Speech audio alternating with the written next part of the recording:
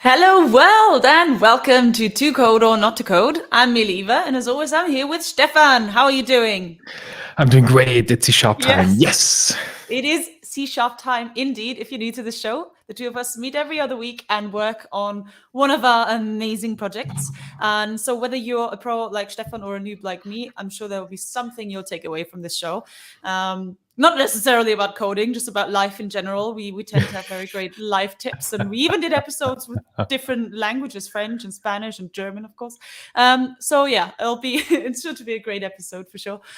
Last time we were working on a nullable migrator, and obviously if you're interested in more details about this new project or new feature that we did, you can see our YouTube page on here as well. The link to our YouTube page is on our GitHub page as well as all of our other social medias. We built everything, the nullable migrator, all live on this stream. So if you're interested in how we built it, head to our YouTube page and follow up on our previous episodes. Obviously after you've joined us live on the stream today. But there's all there because today we're gonna build a project builder. And yeah, I guess we're jumping right in, aren't we? Oh yeah, while you're on the GitHub page, give us a follow on all the other social medias. I think I mentioned this before. Maybe I didn't. Yes, now I mentioned it twice. Awesome. Hello, Eric. Thanks for joining. Yeah, again, if you're new, you might not know this, but we don't know everything, and we rely on the help of our viewers pretty frequently. So thank you so much, Eric, for joining, and obviously for all the great work you've done for us in the past. Yeah, let's head. So the thing is, if you've been with us last time, we actually realized this is why we're doing test-driven development usually. And it was a very great example of why it's such a good strategy, because we were very confident in this project. We were like, oh, we're already done. We can sort of like, play around and have a lot of like trivia at the beginning. And then we realized we actually have quite a severe bug. Ooh, yes. Isn't that right? Hello. Yes, we kind of do. You solved it there. Thanks for joining. Also, I think it's anticipated that we take a little bit longer today, yet again. Very good.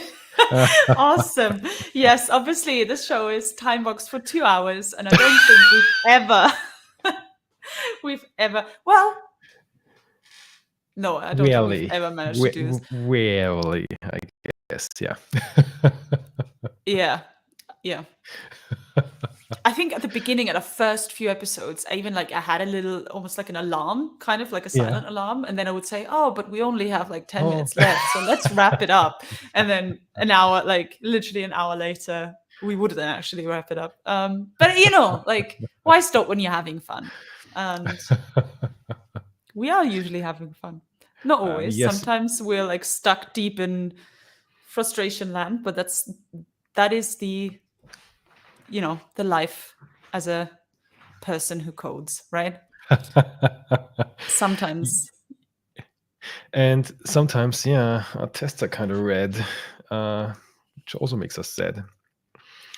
So last time, we have, I still have the thing from earlier. Let's get rid of that. Because, our tests are failing because we expect some output, but we don't get the output that we expect. And this is because I think I changed a bunch of code, so this is now why it's not failing. Let's go just for the preparation. Let's comment. Is that here? No. Okay, that's embarrassing. What a great start. So let's comment in the code that we actually used to have from the last episode. Okay. And shall we run the test?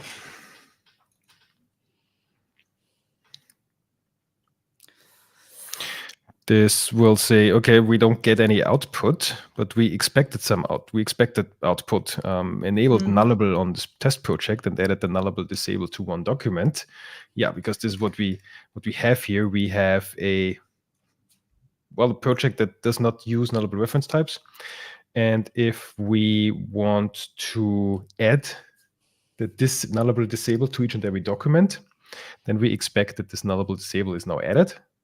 Yep. But also the project settings now have they now use nullable reference types. So we enable it on a project level, but disable it on each and every document. Should there be many that we don't really change anything, but you could now go ahead and just remove this and then fix your nullable annotations and apply your nullable annotations and fix your nullable warnings. Yep. But something's wrong here. And if we take a look at, well, we actually should have error. We shouldn't have any error, but if I just search any error, this should indeed be failing because we shouldn't have any error. But it is failing with a particular error that we discovered just at the end of our last session.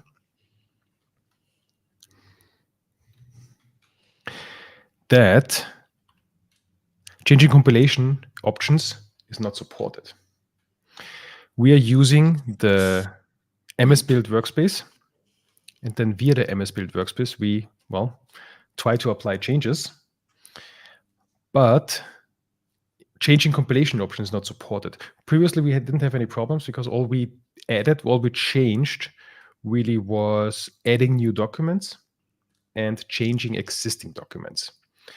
And if we take a look at our setup, at our CLI application entry point where we create the MSBuild-Workspace, you can take a peek at the type, and there is can apply changes. And these are all the changes that can be applied. So we can change documents and we can add documents.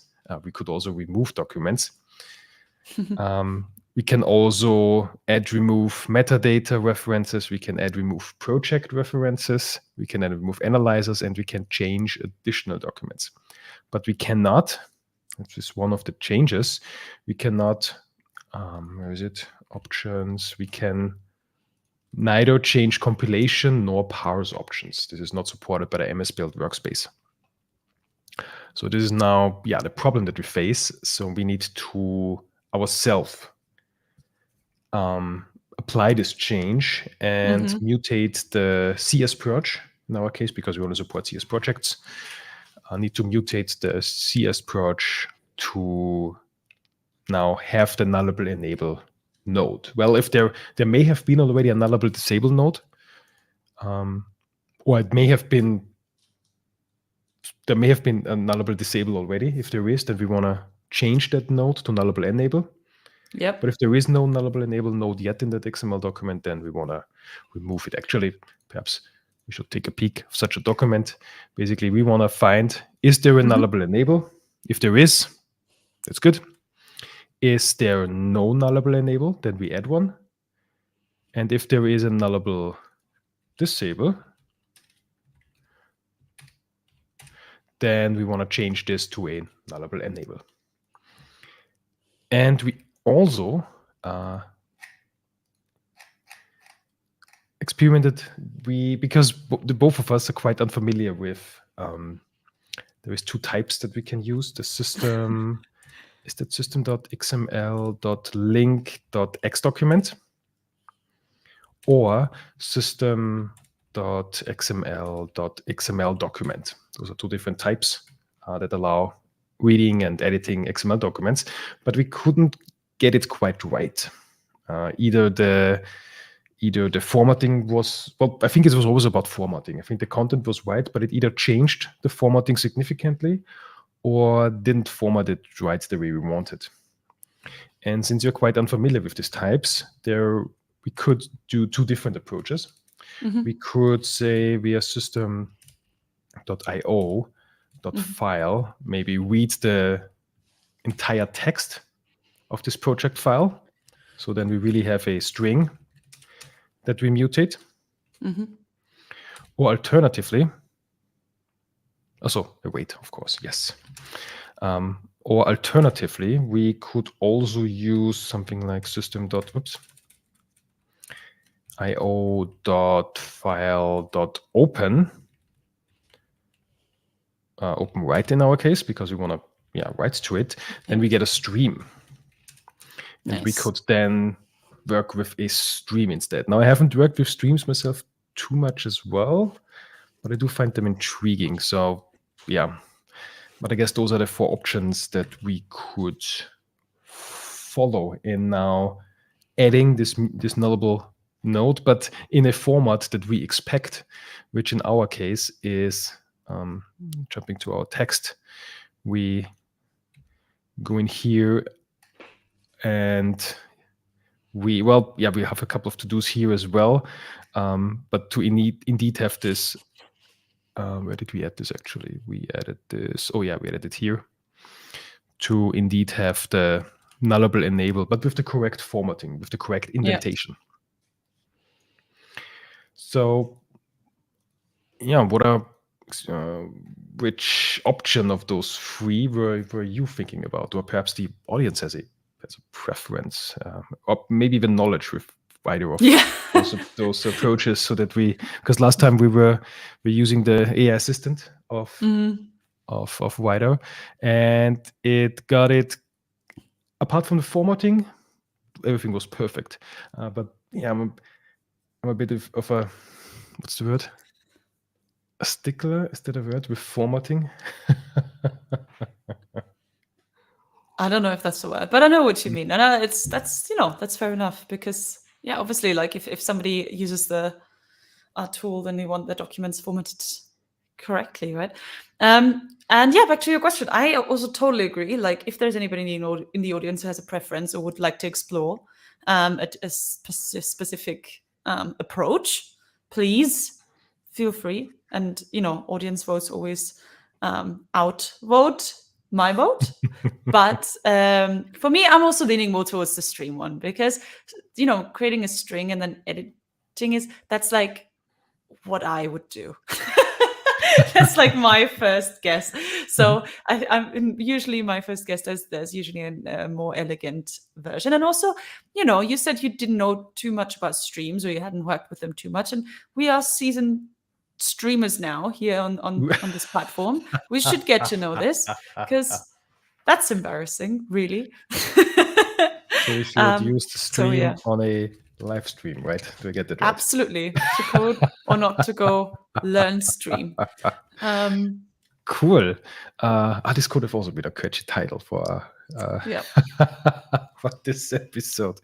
At the end of last episode, in a bit of a post, like talking about what we're gonna do next. This is not this episode. Yeah, we were thinking about having introducing our own project builder, where we can load from path, and then we can do something like, hey, add a property, the nullable enable property, in this XML structure, or we maybe have just an accelerator for enable nullable to do that under the hood, and then we save. So from a consumption point of view, when we integrate this in our CLI tool, it's very simple, but under the hood now the work needs to happen.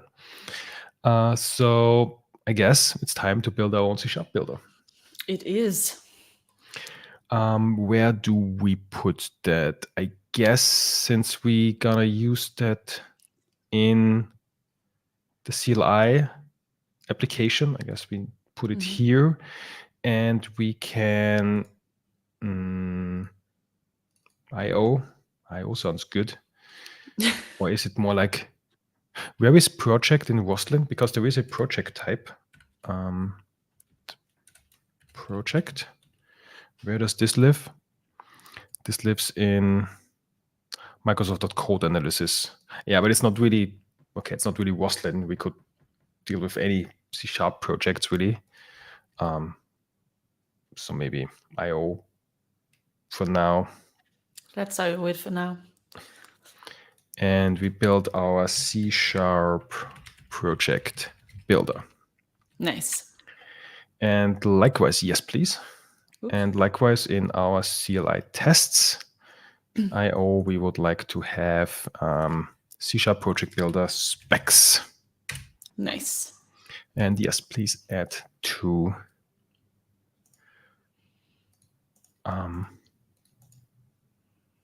Git. Cool. Let's start with a test. Would you like to write the first test? Yeah. Oh man, isn't there like a shortcut for like a simple test class? No. Okay. Can I go peek? Well, what do we? Okay. so we need a method that maybe I guess we have several use cases. Hello, Toast Hi, Training. Toast and Training. Thanks for joining. We have a CSPurge structure, which well, maybe for now design our tests really to be very specific about the nullable, where here's project without nullable property. So we want to add it. Okay. Then we have a CSPurge with nullable property, but disabled. Oh my god. Change it to enabled. And another one is CS project with nullable property and enabled. Then do not change. I guess those are our 3 use cases that we can start with. Yes, and we also have a special way of naming, and I keep forgetting, but it's like the method. We usually do the method under test, or the method name under test. I've done it so many times, we get it every time. The Great scenario and the expected outcome. Yeah. Or scenario or input, something like that. Or what is the method name of the test? Is it build? Fair point. In our case, we okay. How do we design our project builder? Yeah. Well, I guess first we need a project builder. So project builder equals new project builder. So we do need the type. I guess we just need the using for that. Missing references. There we go. And well, we need to set it up with something. So we may have some. I guess we need one way to load it from a file, but we could also just pass in the text directly. So we have our CSPurge text. Maybe for now, I'm just gonna copy whatever we have in the current test project. So we could just insert it here, maybe shorten it to what we because let's not think about item groups, let's only think about property groups. Oops. And we have maybe like so. Let's format it. Oops, what did I do? I overrode. Like so. Oops. And okay, this would be, and the first test could be, well, without CSPurge. And then the expected output would be then, we could have expected. So we do not have that node. And then later on, we do expect the node to be added. Yes. Okay, so the scenario is this. Can I just copy this as well? Oops. You showed me this the other. What was the shortcut? You mean Control Alt left and right? But yes. I don't think this. Oops. Right. Not sure if this works with comments too great, because that's more of a semantic. No, that's a syntactic expand and shrink of the selection. Oh my god, I did it wrong. Yes, but it's still fun. And we're also here to have a little bit of fun, and then we can get rid of this. This is my version of doing stuff. It's all very ridiculous and time consuming, but fun. Are we only? I guess we need to concatenate without. Oh no! Yeah. Oops. Underscores, yes. because there we go. See? And Hilarious. I'll call this just project. And remove my typo without. There we go. Classic. Then I'm copy-pasting to avoid my typos. Copy-pasting my typos. I love it. Good teamwork. Hey, sharing is caring. Preserve typo. And then should be added or something like that, or add what? Add nullable property. Yeah. Yeah. We can think about how we call the method. So we then put in our CS project in our project builder. Ooh. Then we need to call something. I call it act for now. We can rename that. And then we still need to assert it. So maybe our builder can also, maybe we can convert it to a string. And then I guess we could then should be our expected string. I like it. Done. Cool. Then I'll just get this compiling. Yeah. So we actually have, so we need a way, because we now in production, we actually have a file. So maybe we build 2 factory methods where we have a from file path where we pass in this file path. Yep. And maybe we also have a factory method to say from text. I'm doing this because, well, both the file path, but also text directly, they are both strings. And, well, if we would have 2 constructors that both take a string, that doesn't work, even though they are called differently. If we have like a file path and this constructor, so this wouldn't quite work. So let's make the constructor private. That you cannot new this, but we can only use these factory methods, and they have nice names about the semantics, what they should do. For now, just return from both of them. New, of course, because, well, it's private, so that means we can't create a new instance from outside, but we can still create new instances from within this type.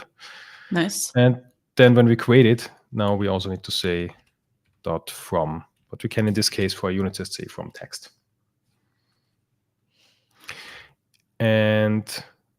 But in our real deal, well, we said we wanna try the stream. So what we ought to do is from file path, we could now say system.io.file.open write, because we definitely want to write to it as well. I'm not sure, are there more overloads of open write? No, just this one, which under the hood then creates a new file stream with the file mode open or create. I think this allows, if the file doesn't exist yet, then it would create a new one. But in our case, it exists, so that should be fine. And we have file access to write, so we can also write to this file. And then we would pass this stream into here. About just text, I think there's something like a text writer, right? But this is not a stream. Can we convert a text to a stream?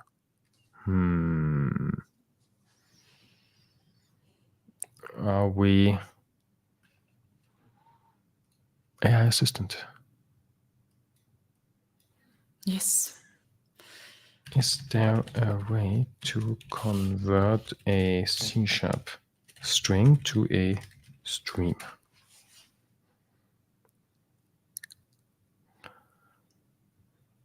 Stream reader. Oh, convert it to memory stream. And then have a stream writer. And then we have our stream. Okay. And there's our stream. Cool. Easy.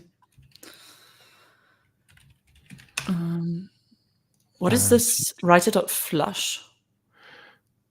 This will make sure that everything that you have written to this writer will be then, how to call this, commit or pushed to the stream, because it could be that it's not that a write not immediately actually then, if the underlying stream was a file stream, when we write, maybe it's not immediately written to, but maybe when enough chunks. I'm actually not sure about the implementation. I'm a little bit guessing here, but what I think is that if there is enough information available, then stuff may be written, or we can force everything to be written by flushing the stream. Then we set it back to position 1, because a stream is similar to an enumerable. You go only forward. You go the next item, next item, next item. You can have a stream can be seekable. I think this is when we can reset the stream, set the position. I think there's also forward streams only that you cannot reset back. In this case, we want to reset it back, so we write a new stream, but yeah, we're using our memory stream, not a real physical file stream, and then also have our stream available for when we read from a file. Nice. I'm not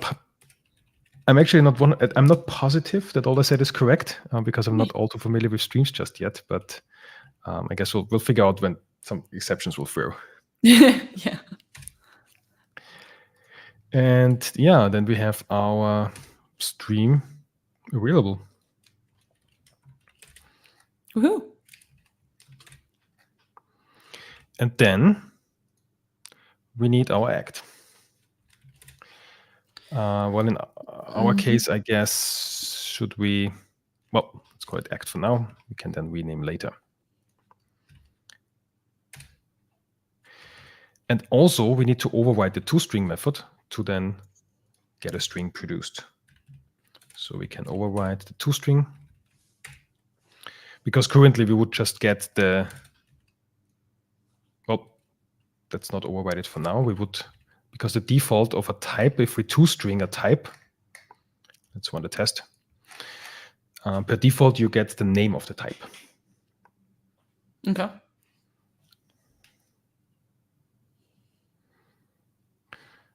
So here we expected some project, but what we actually got is, well, it doesn't show everything, but what we got is flashover.tool.cli, then the full name of this type name, which is flashover.tool.cli.io.c# project builder. That's what the default toString does. We can override it, the toString, because that's an object. Every type has a toString, and we are now on object. Yep. And on object, that's the virtual implementation of toString. It gets the type of this instance and toStrings it. So we always get the type of the current instance per default, but we can override toString to, in our case, now turn this stream into a string, which again, I'm not too sure how to do. So I hope it has another win here. Are we always nice to the AI, or are we commanding? Well, last time we were nice, so maybe this, and it didn't help us. I mean, it helped a little bit. It didn't solve a problem. So maybe we should be commanding. Do convert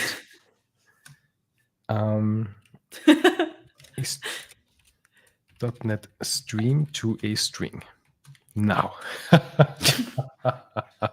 I hope the assistant will not take some revenge on us sometime. So we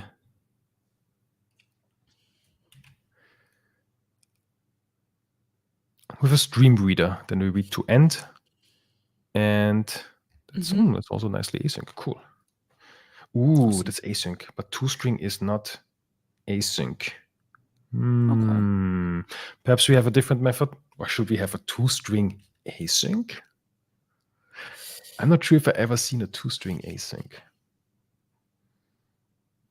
But I'm not 100% convinced just yet, but maybe it's cool.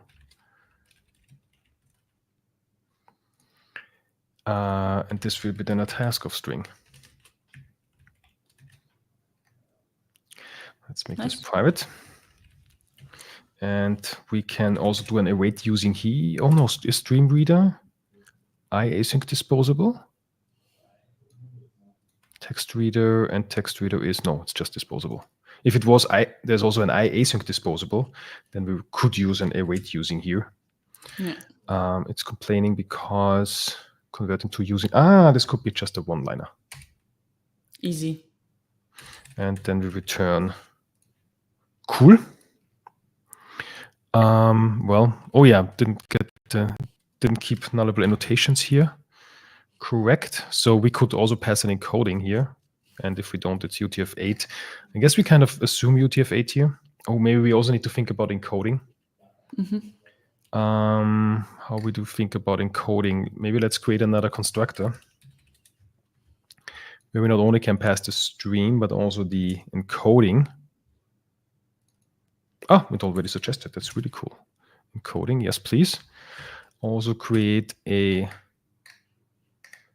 field for that. Let's move that down. And per default, we call, in this constructor, we call this.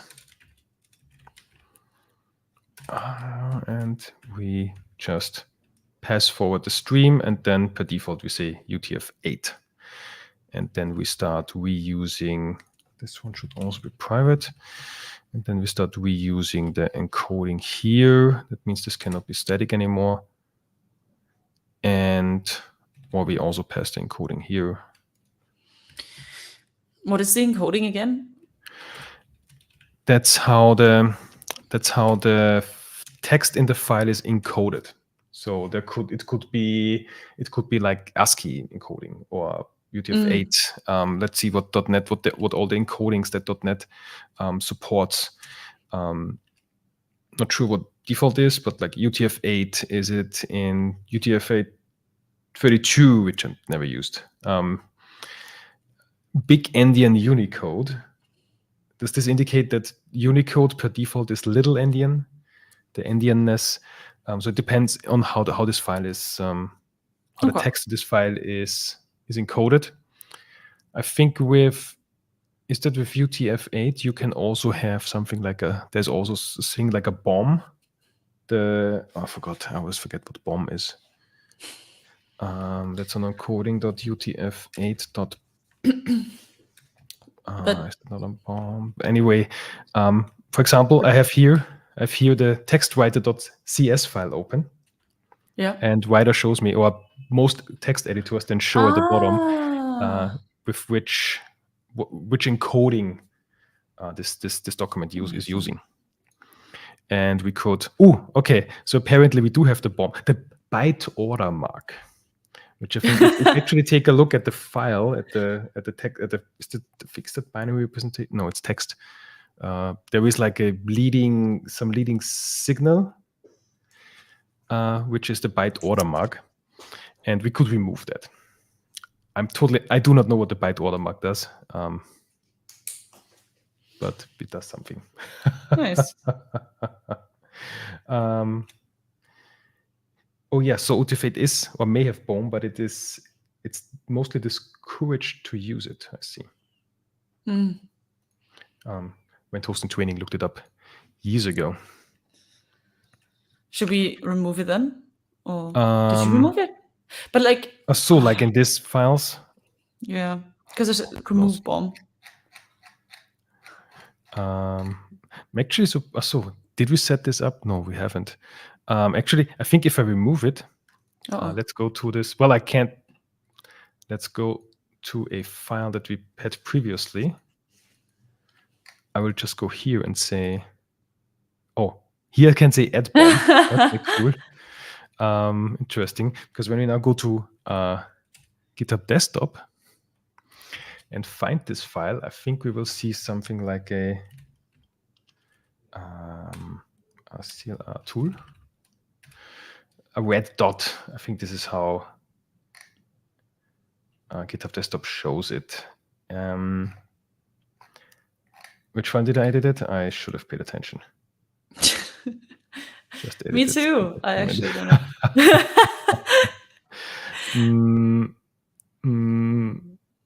Okay, let's edit one at the very top. Is this then super on the top? Here we go.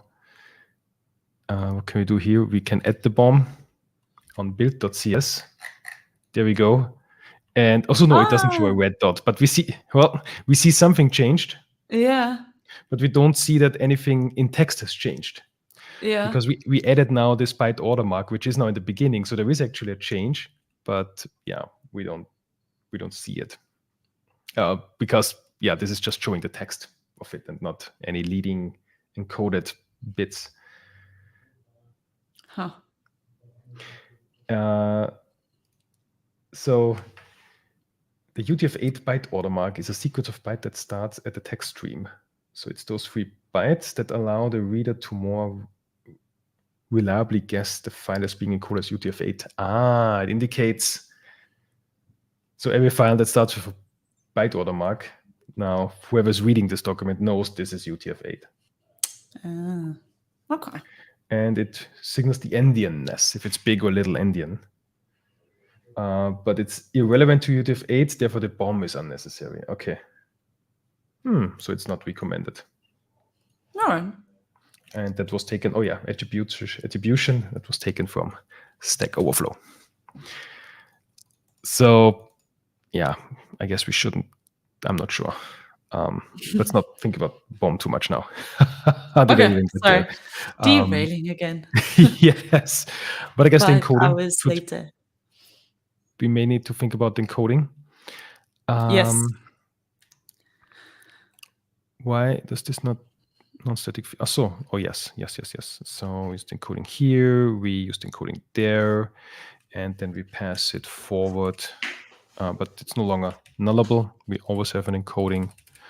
But per default, we do UTF-8. I guess maybe when we read that file, I guess we also need to, when we do from file path, I guess we need to keep the encoding of the file. So we don't change it. And cool, then we also pass we also need to pass the encoding now here. Yep. This one can be nullable. So we pass it forward. Oh, actually, it's a private constructor. When we always pass it, we don't really need this constructor, really.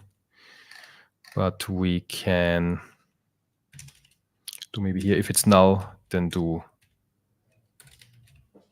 encoding.utf8. Let's do the same thing here. And, oops.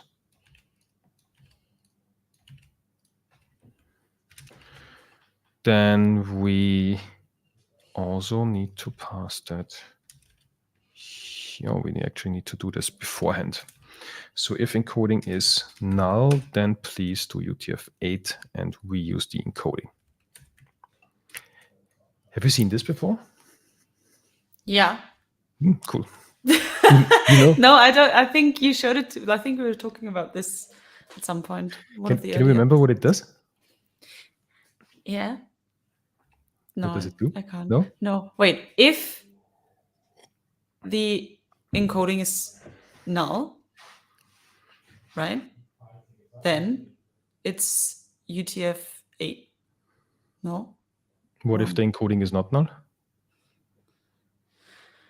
Then it's whatever it is. That's 100% correct. Yes! Awesome! Oh my God, this is so stressful. Oh, awesome. Love it. Yeah, I kind of put you on the line here, haven't I? I am so yeah. I mean, again, if you've been to the stream before, I'm not usually this silly, especially with copy pasting or even writing any word. But being live on stream, it's just it's terrifying sometimes. And I don't know even the basics. Yeah. But no, awesome. Some basics I do know. There you go. Since we do an async now, we wanna A toString still doesn't do what we want. Well, actually, that's confusing if we have a toString and a toString async, but they do the different things. This is really bad. So we either also override the toString. Yep. But then in here, basically, yeah, call the toString async. But since it's synchronous, we kind of need to do .result here, which is not so cool. Or we don't use the method toString and invent our own method.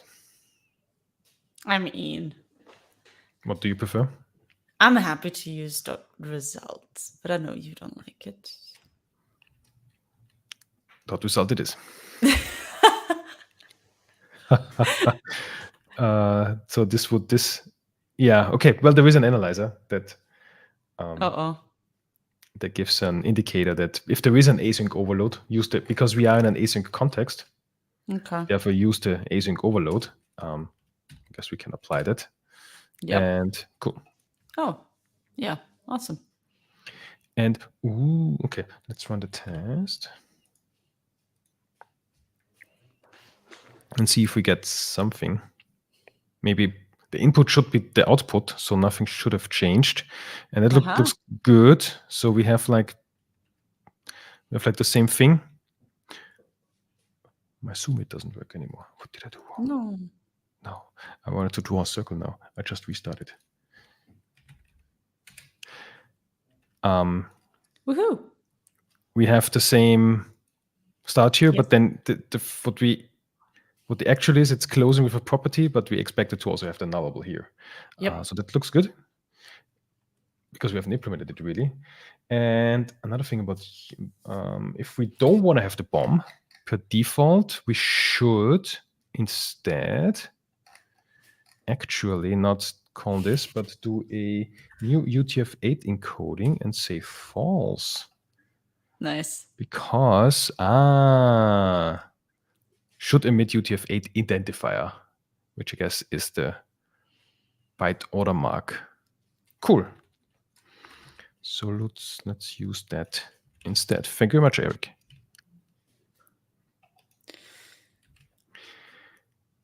So now it's time to implement our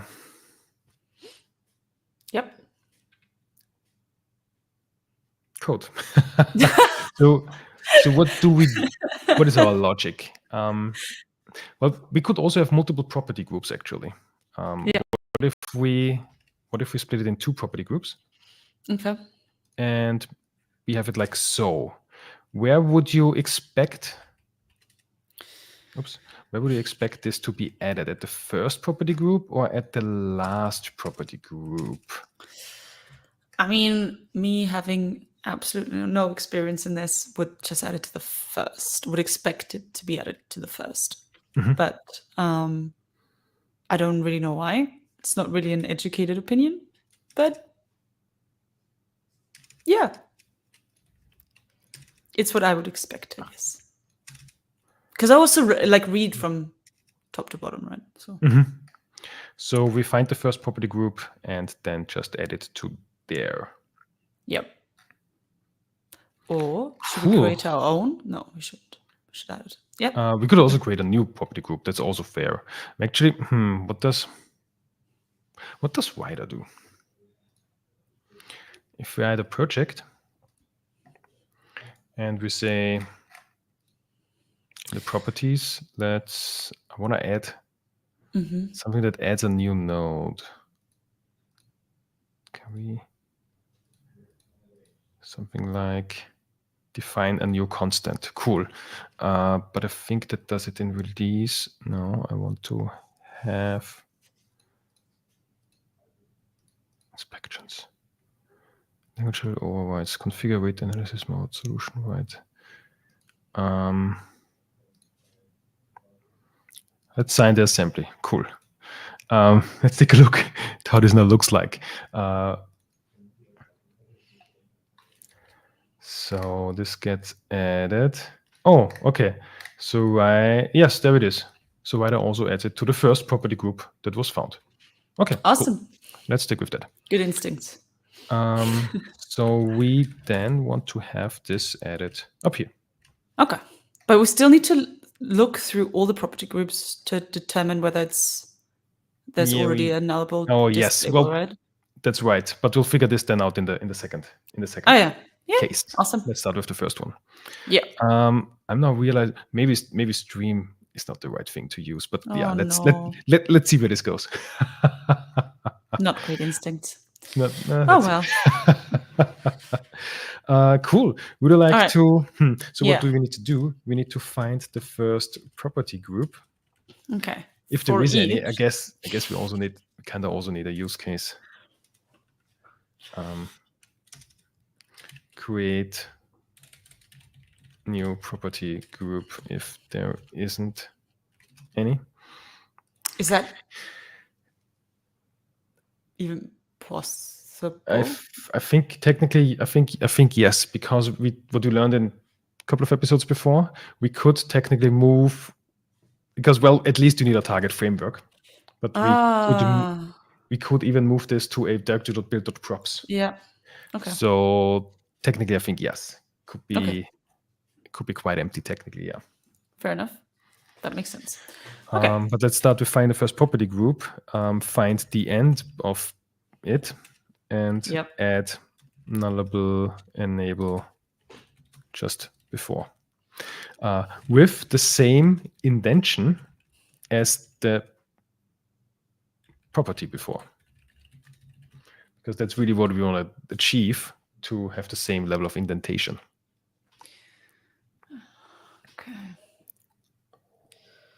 Okay. Okay, let's explore Stream.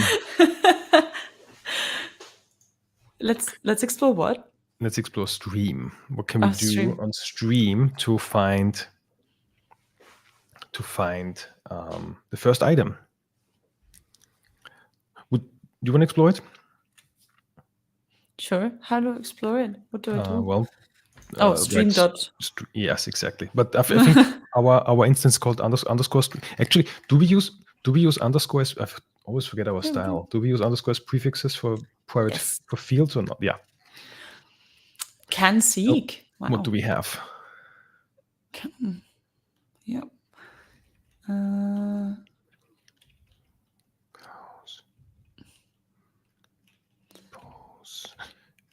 And read. No, those are the async. Okay, we can flush.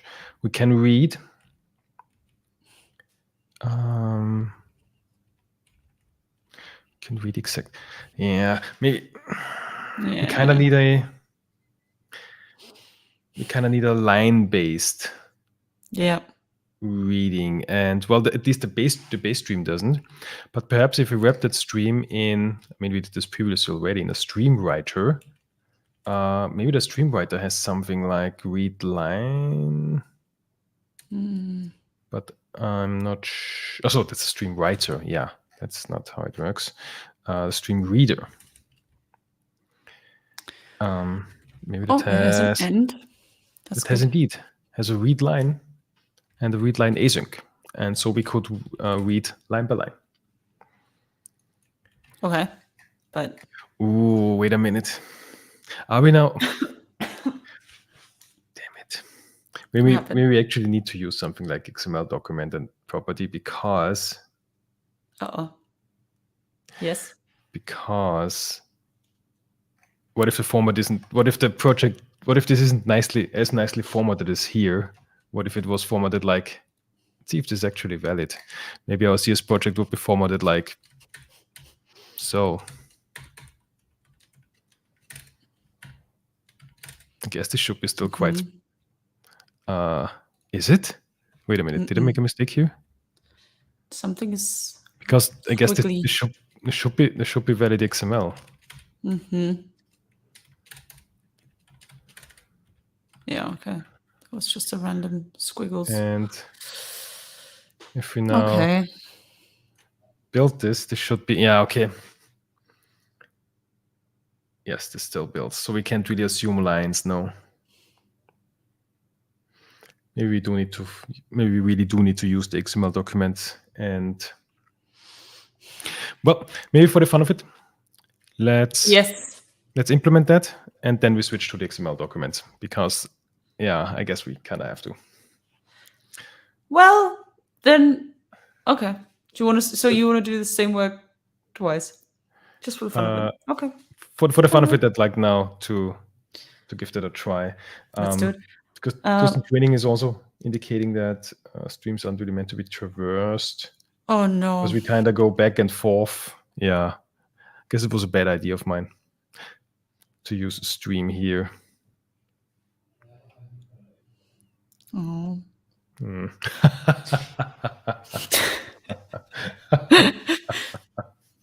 Sad smiley. Okay. Then that's not what I wanted. Or should we go directly to a more better solution? Yes, let's go directly to a better solution. How do you make a crying smiley again? Is this crying? Oh. I'm a bad millennial. Don't even know my emojis. All right. Cool. So we have no more stream. Let's throw it out. What do we do instead? Yeah, should we think about using either the X document or the XML document, or do we then read it as do we read the entire string and go what from is there? An X document? Yeah, I always forget the difference.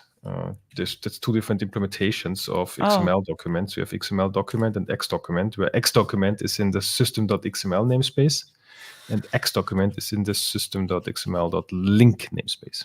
Ah, link. We like link. We can link it. Fair enough. And with XML document, we can, let's see, X document dot, well, there's a load. Load sounds good. Which takes a stream, a text reader, an XML reader. I'm wondering, is there also an X document that takes just a string?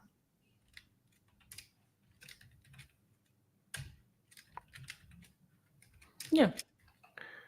And this one is indeed, just some object-based content. Okay. Not sure if this is what we intended. Well, let's find out. Okay. So, well, for now, let's focus on the from text part. We can then do the from file path part later. So we throw a new not implemented exception here for now. And we like to, do we then still need an encoding? Maybe not. Want to have an X document. Yes. Maybe we need an even encoding. And this X document, now we need to create that. Document equals to new X document from this text. But I kind of not sure if this does what we expect, but let's find out. Yep.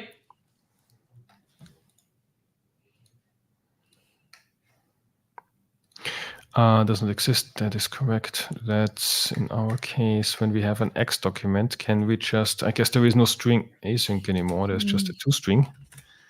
And we should then be able to say X document toString maybe. If it does overload toString, does it? Yes, it does. Get XML string. That looks good. Not overload, overwrite. And Control 8.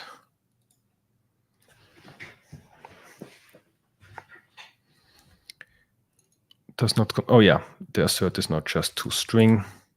Oh. That will be synchronous.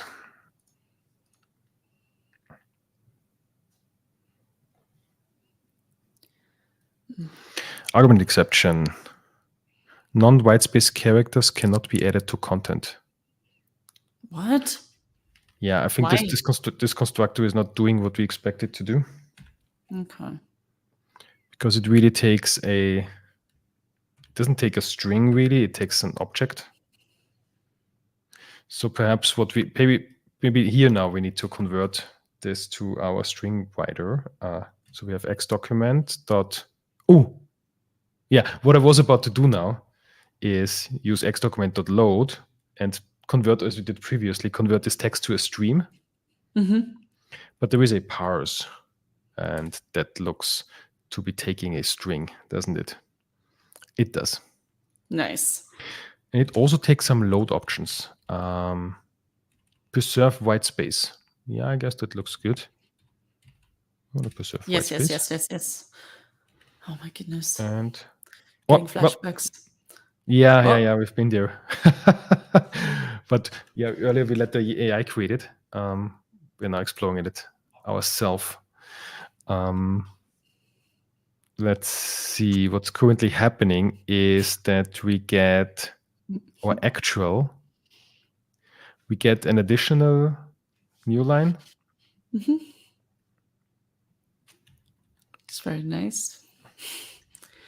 But we don't want it. So is this now when we preserve white space instead?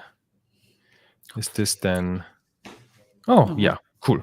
Okay, preserve white space. Oh, it's gone. Okay. Yeah. And now we need to find. Yep.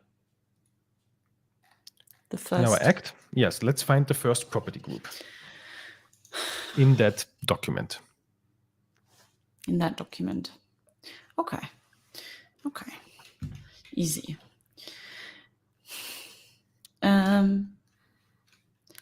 Oh. There is a next node. Can we like next jump? node? Is this like something like a first node, last node? There's next and previous node. So maybe this X document is like a linked list. Because well, since this X document is in system.link, I have the feeling that this is implementing IEnumerable. Okay. So that we could for each it, but I may be wrong. Okay. No, it's not. Oh.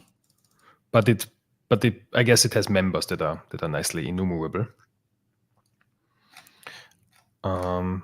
So because we said we like link. So is there something that we can nicely linkify? Oh yeah, there is methods or members that return an IEnumerable, and we could then linkify these and find. Okay. First, find the first property group. So now that we have the link context, we could quite linkify it. Yes. I love, like, I can totally see that you're trying to set me up for like some really nice stuff. I was just sitting here, it's like, I don't know. Is it what is the one? Select? No. Select really is a transform. Yeah. And the other one is a projection. Where? That is a filter, yes. Nice. So should I do that? Yes, on which element do we do that? We can't do it on document directly because that doesn't implement, because we don't have the, because document itself doesn't. But there are some members we have where we can get some IEnumerables. So now I'm not sure about the XML structure. I guess it's either ancestors or elements. Now, I'm really unfamiliar with the XML, how the XML is structured. Maybe let's just try, and then we see what's happening. Okay, what's your best guess? Mine's elements. Let's do elements. Let's try it. I really don't know. Is it really? I don't know. I'm opening on the side XML Wikipedia to read up on how XML really is structured. Okay. And so how is actually XML structured? Yeah. Do you know? Excellent question. You're quite unfamiliar with that domain. So assuming elements is what we're searching. I don't think it is, but assuming it is. Probably isn't. What do we want to search for? The first property group. So elements now returns an enumerable of X element. Okay. Where X dot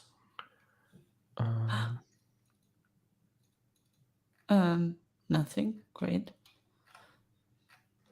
Why don't I get anything? Well, oh no, this is, well, we need a, what where takes is a func. A func is basically a method that represents that an was X autocomplete element as an input and a bool as an output, as a return type. So we need to, yes, we need a lambda. Or we can write it as a lambda, not necessarily, but we can. And 2020 is suggesting us this node is what we want. So let's, instead of elements, use nodes. Oops, I can't write. Why not? Because I'm silly. No, why?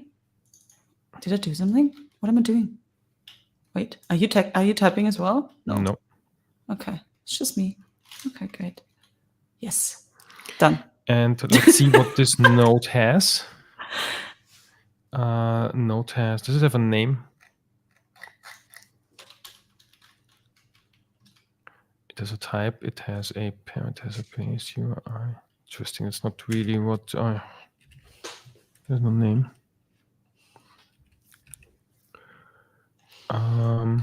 Has no name.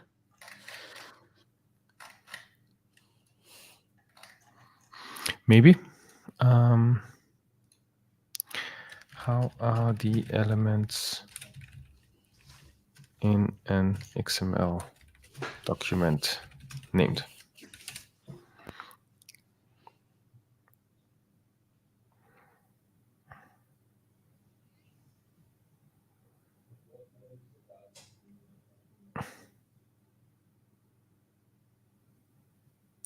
Okay. Right, element names. Okay. There is also nodes and elements and ancestors. What's all of that? That's really funny. So everything is an element node. There may be a text node. There's attributes. Okay, so something like this is attributes. We don't deal with attributes right now, but as it seems is that there's CS proj here. So this would be an attribute. This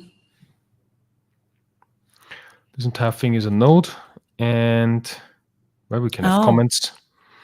There is the document node, which is, I guess, starts from the root or the entire document.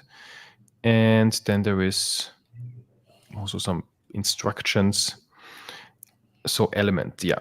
And elements can have an opening tag and a closing tag. So do we find something with tags? Okay, so these are tags. Okay. And then they may have content. And so these really are, 1984. I think that's the only non-technical book I wrote. I read. You wrote, lovely. That would have been cool. Reveal of your artist title. No, cool. You read that book? Yeah. Sarah? In school or? In school, yeah. Yeah, me too. Book title, author, those are element nodes. Then we have, these are text nodes. And ID and genre are attribute nodes. Okay, cool. In Ancestry, we have a parent node. We have child nodes. Those are direct descendants of a node. Title, author, and price are child nodes. And sibling nodes. Sibling nodes have the same parent. Any node above the current node, a book element is the ancestor to the title. So yeah, of title, book is the ancestor. And descendant would be all nodes within book are descendants of book. Okay, from the book node, these are descendants. Okay.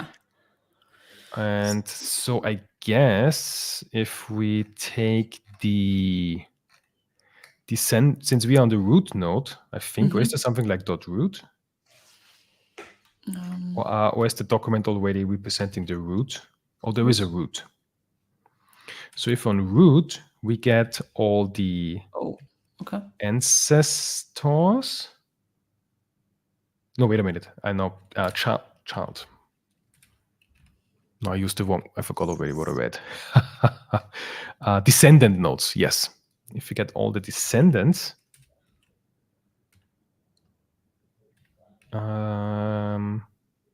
descendants and self. Now, what do we have here on X? What is X now? Now we have name. Also, I just read Susan's training feedback. Doc.descendants grandchild. So yeah, descendants. Yeah. And they have a name. Cool. So let's find that name. If it is property group. Wait. Name, I hope is name a string? Name is an X name. Because X name now has a local name, a namespace, and a namespace name. Okay. Local name sounds good. Okay. Local name. And then. Just descendants.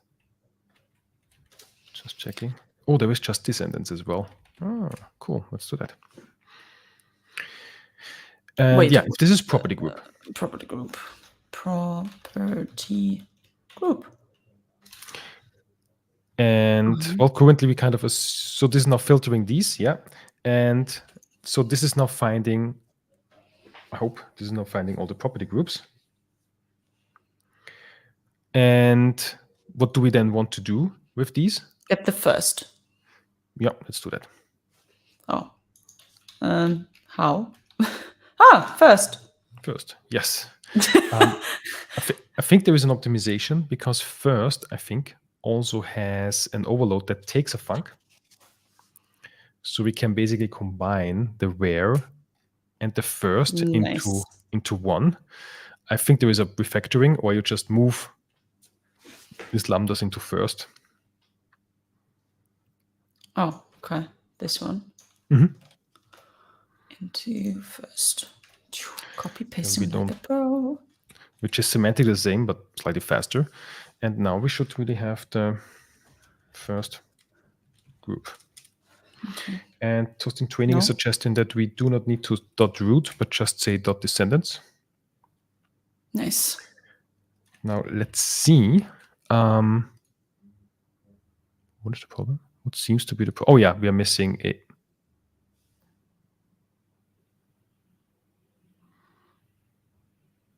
What am I missing? Oh, yes. Oh. Deleted the closing method. Cool. Let's do breakpoint. Nice. Let's see how far we get. Okay, cool.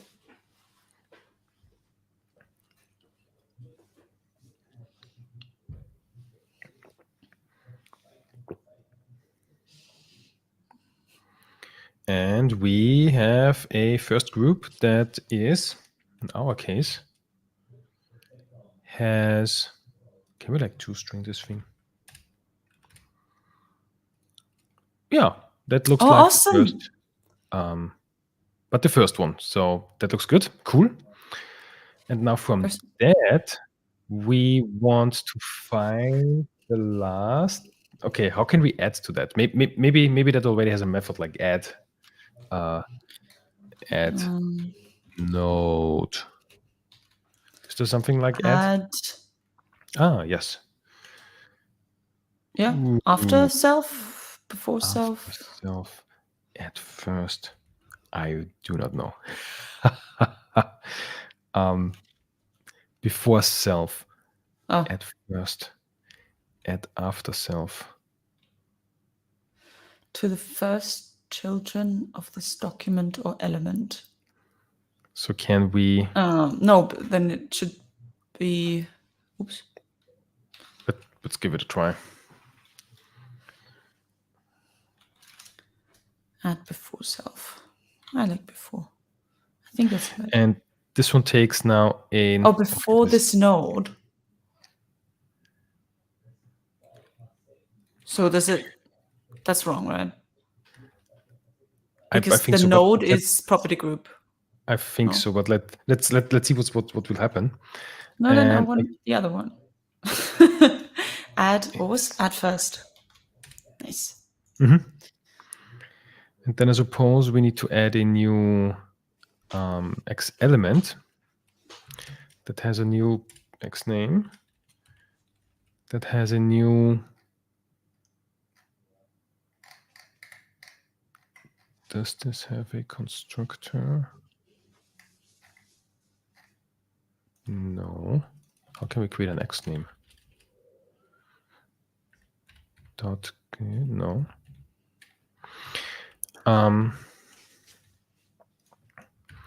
Also take the okay. A new element that takes. What are they convertible? Can we select string? No, they're not implicitly convertible to. Are they? Are they? Ah, okay. So name seems to be string seems to be implicitly convertible to X name.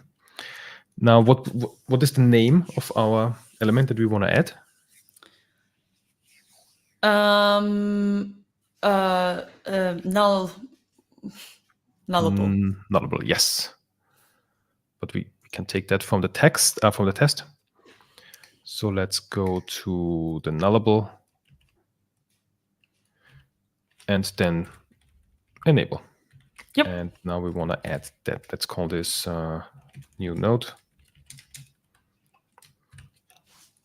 And let's see where we go from here. This is void.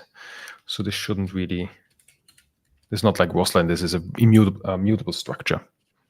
Awesome. Let's see how far we get.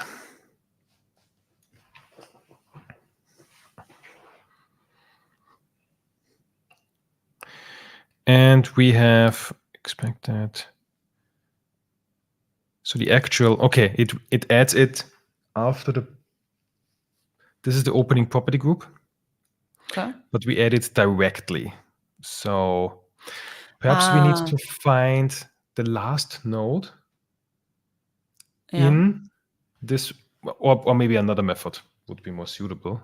What else do we have here? Add after self, before self, add first. What does, I think add first, I guess what we kind of need is add last. No, at first isn't. But neither. we So would I guess, still want the new line, right? We don't want yes, it. yeah, we do. So I guess what we need to do next now is to, because we found this node, guess we need to traverse its children and find the last one. And then after the last one, we can say maybe add after. But can we also just quickly try what the the other adds do? Sure. Oops. Add. Oh. Both Toast in training and Eric are suggesting, what about just add? Let's do it.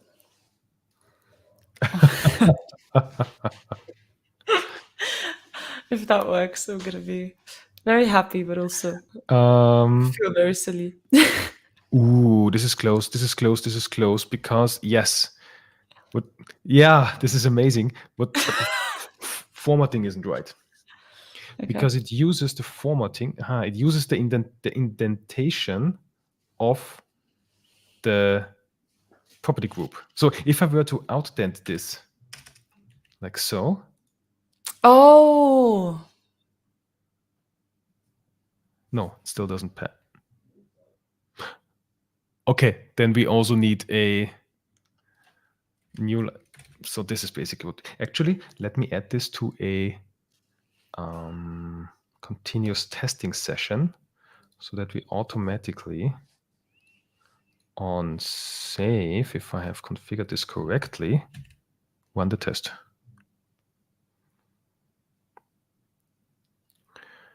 But I'm not sure about how I configured this. Continuous testing, unit testing settings. Isn't there a setting for continuous testing? Turn continuous testing on. Continuous testing settings on save. Yes, cool. So I think if we now just save, this should run the test. And it does. Cool. Yeah, so this is really what we get. But that's not what we want. We want that. So perhaps we need to find also the last node, like in our case, this one. Mm-hmm. Then the indentation of it, because maybe we don't really know if the user has 2 spaces or 4 spaces or whatever, maybe 11 tabs, and then use that indentation for that node, if that's possible. I'm not sure. Let's take a string. So descendants takes a string that could save us the lambda in the first place. Oh, let's give that a try. Oh. Oh, but yeah, okay, we still need the first, of course. Oh, yeah, this is now Easy. run automatically. And yes, cool. Thank you very much. And now, yeah, the indentation. How can we indent something? How can we add new white spaces as well? Do you know what I mean? Because we have content here. Is it like space? I'm just trying something. Would this kind of work? Oh, yes, it would.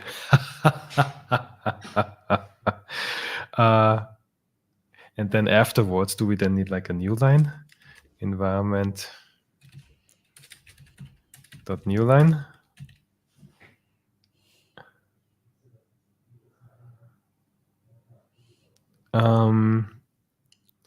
Not quite, because now we miss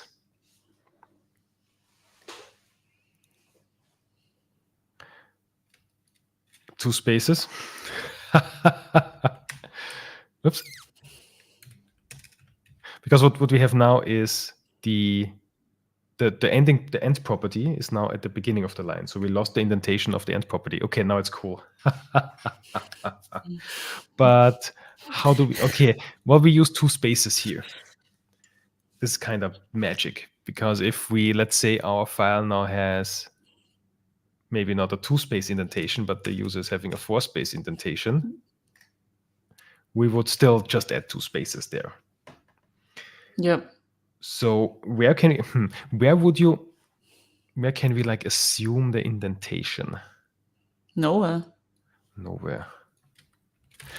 What I was thinking is we find like the previous node and use that indentation.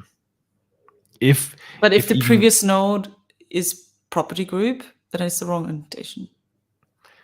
But then we add like an empty group. That's also fair, yeah. But then it doesn't really. Then we add it with. Yeah, then it's just not pretty, but it will work. I'm not sure what you mean. Do you still need the spaces before the new line? The spaces before the new line. So we add here basically, I think is what we're doing is now basically assembling it. We're adding a new node, but it's assumed like here on the same indentation level as the property group is. Then we add 2 spaces. But actually, this is what we have. Okay. So we, I guess, go to the next line here. Now we add 2 spaces. We insert this property, then do new line, but this is at the beginning, and then we add 2 spaces. I think this is what we currently do. So we need to, what is what the add does? I mean, yeah. So I've been thinking about what these other adds, what they're there for. And maybe if we go one level deeper, so like property group, and then one deeper, and then have this add after node situation. So if we do an add before this one, do I get you right? No. No, so that we're sort of like on the level of the, I guess, children of property group. So we find we find the last child. Yeah. And then do an add after there. Yeah. Yeah, let's give that a try. Okay, cool. So now within that first group, let's try to find the last child. Or I guess again, last descendant, I suppose. First, can I just train it? Why not? Yeah, sure. This I just can't spell, but it's okay. Descendants. Well, we don't really filter by name here because we don't really care what we have in there. Target framework, lang version, sign assembly, whatever. Okay. And the last one. And this is then add. I just call this node now so that we have a more generic name. After, and then I'll just get rid of all of the stuff that we wrote and just say new node. Continuous testing is really cool. How does this look now? We don't have a new line after lang version.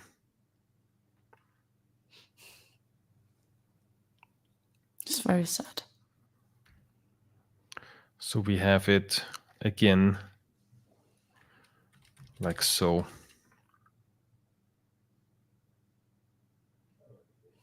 Yeah, okay. This is what we have. But, okay, we can have node, add after self, new line, and then node, add after self, new node. Let's try that. So I'd keep that. This is now our state. I think the indentation will be wrong again, but let's give it a try. So you want to add a new line after the node? Yep. Oh, I have to. How do I do that? Oh, environment new line. So yes. Oh, this is going to go away, isn't it? Oops. Environment dot new line.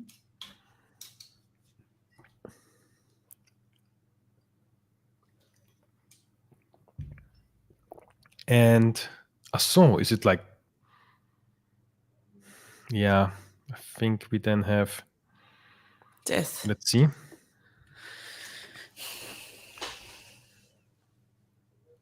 Yes, but it's like at the beginning now. It's like So we kind of lost all the indentation. What the hell? What is this for then? Who uses add after self then? It's silly. Is there something like indentation that we can get? No, or something like a No. No. Does X element in .NET carry information about indentation?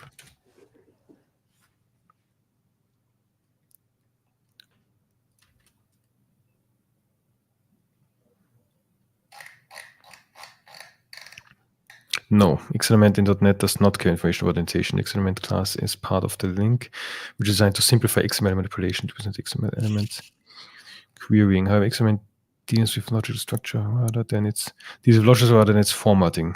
It does not retain information about white spaces or present XML. When load XML is preserved, but formatting is not. You save an XML back to XML. The formatting, including indentation, is handled by the save options you specify at the time.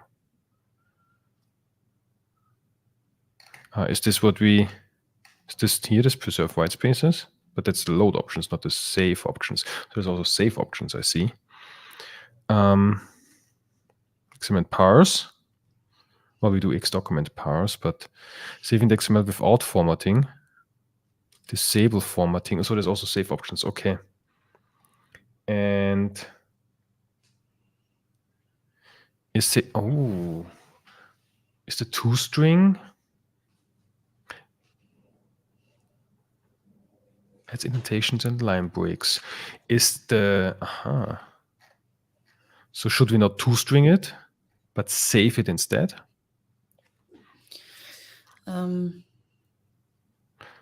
Potentially.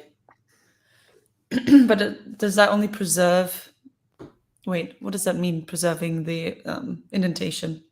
Because can we access it and can we then say, or is it that anything that's added also follows whatever indentation? I don't know. I'm not sure. Yeah. Okay. Awesome. Let's try. Also, we got some suggestions. Maybe let's try them first before we go over the save options. Should we use first group.nodes? Like maybe just here nodes instead. This is now a node. Nice. Let's see what's happening. Oh, but the new line is still there. Right. We get. Also, I'll get rid of this environment new line now. Because we now have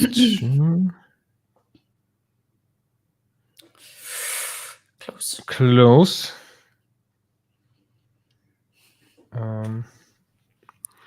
And then we say, what can we say add here? No. And that's close. That's too close. Okay, save options. So can we now on the X document, should we like not save it? But it only saves it. We can save it to a stream, to text writer, to a string. But if we save it to a string, that's a file name. Now here we don't want to save it to really a file. But we could maybe build our stream. We could save it to a stream. We can do an in-memory stream. I guess, do we still have that function? Where we create a memory stream. Yep. And then we maybe just really save it to that memory stream. And now we need to get a string out of that memory stream. So we can get ourselves a stream reader. And wait a minute, but this is not really, hold on. This is really what we want to do in our toString. And then we don't document toString, but say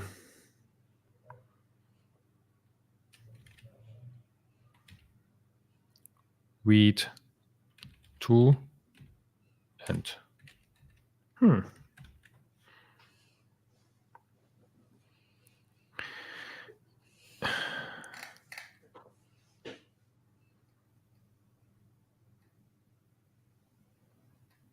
oh, now it's empty. Okay, this does not work. What? This does not work because now we get 0 length. But why? So I guess this is not doing what I expected it to do. The stream to output this X document to. Oh, do we need to flush and set the position back to 0 of the stream? So basically reset that so that the stream reader can now. Yes, but now we get fun like this preamble thing. I forgot the XML declaration. I guess I did. Fun can be defined weirdly. We found a way last time to not have this preamble printed. Can you remember the XML declaration? But I'm not sure on which type that was, because now we get a declaration.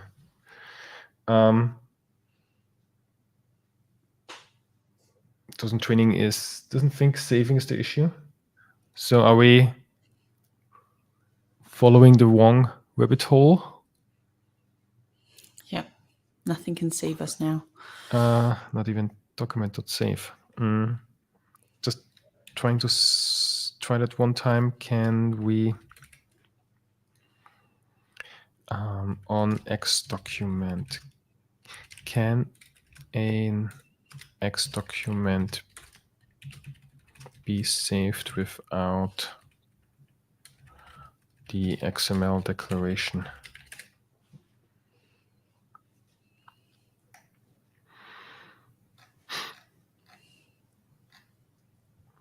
When we do XML wider settings. Oh, yes, I have a bit of a déjà vu. We had something very similar last time. So we create ourselves XML wider settings, and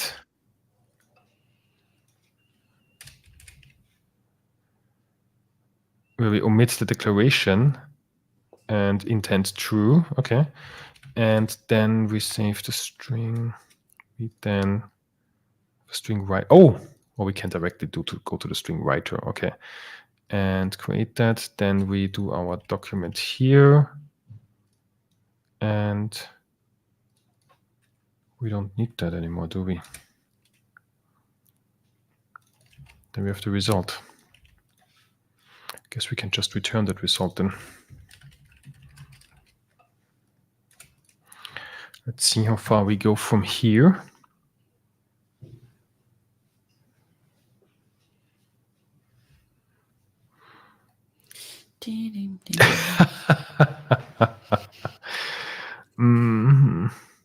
Gorgeous. Yeah. I'm kind of hanging myself. No, what's the word? Yeah. Yep. A little bit. Oh. Nicht aufhängen darauf. Yeah. What's the English idiom for that? Is there an English idiom for that? I don't know. I guess to hang yourself on. No, that doesn't sound right. There you go. So, but I did promise that, if we didn't learn anything about coding, you'll learn some language. So that's a German phrase you can use to impress your friends. All right. Oh, get hung up on something. Get hung up. That sounds legit. There we are. Easy. Hang up on the right formatting. I would really like to have the correct formatting, because I wouldn't use this tool too much if it I would be mad all the time if then I need to go to this purge and add 2 spaces. Nah. Okay, but can we not just, I don't know. I want to follow one thought to famous last words. Yep. If we find the last, Yep. this is actually what we do, right? We find the last node and then add to that. It's actually exactly what we do. Add before self, after self. That's exactly what we do. I think it's really weird that it doesn't suggest that us just add. Isn't that weird? Oh, I think this is now an X. This is no longer an X element, but an X node. And node doesn't have that. Maybe if we go to descendants, I think that's not an X node. Here we just have an add. Oh. But I totally forgot I'm not sure what this would do in this case now. Got it. It would add it of the language version. Yeah. What? Oh yeah, no, because no, I don't know. Oh, it. So this always adds.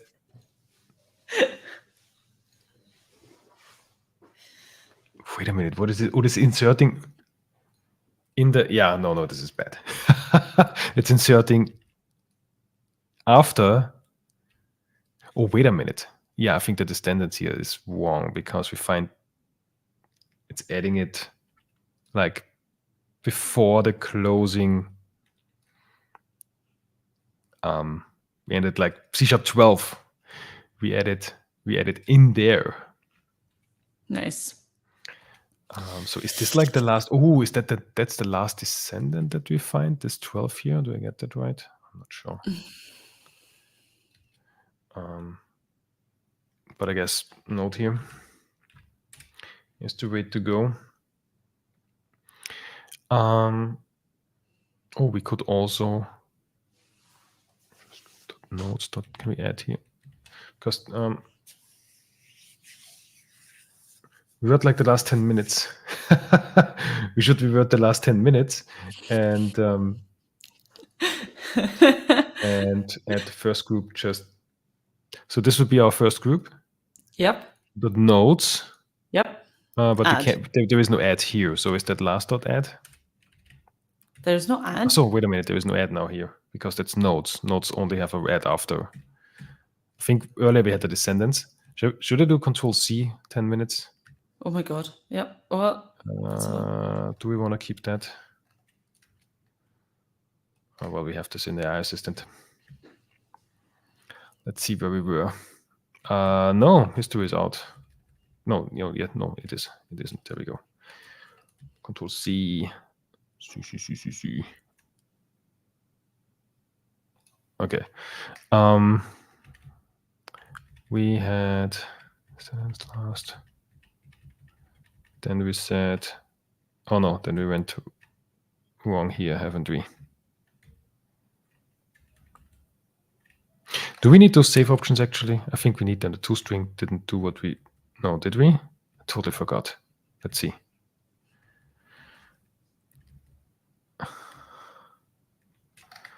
Like, what is this doing?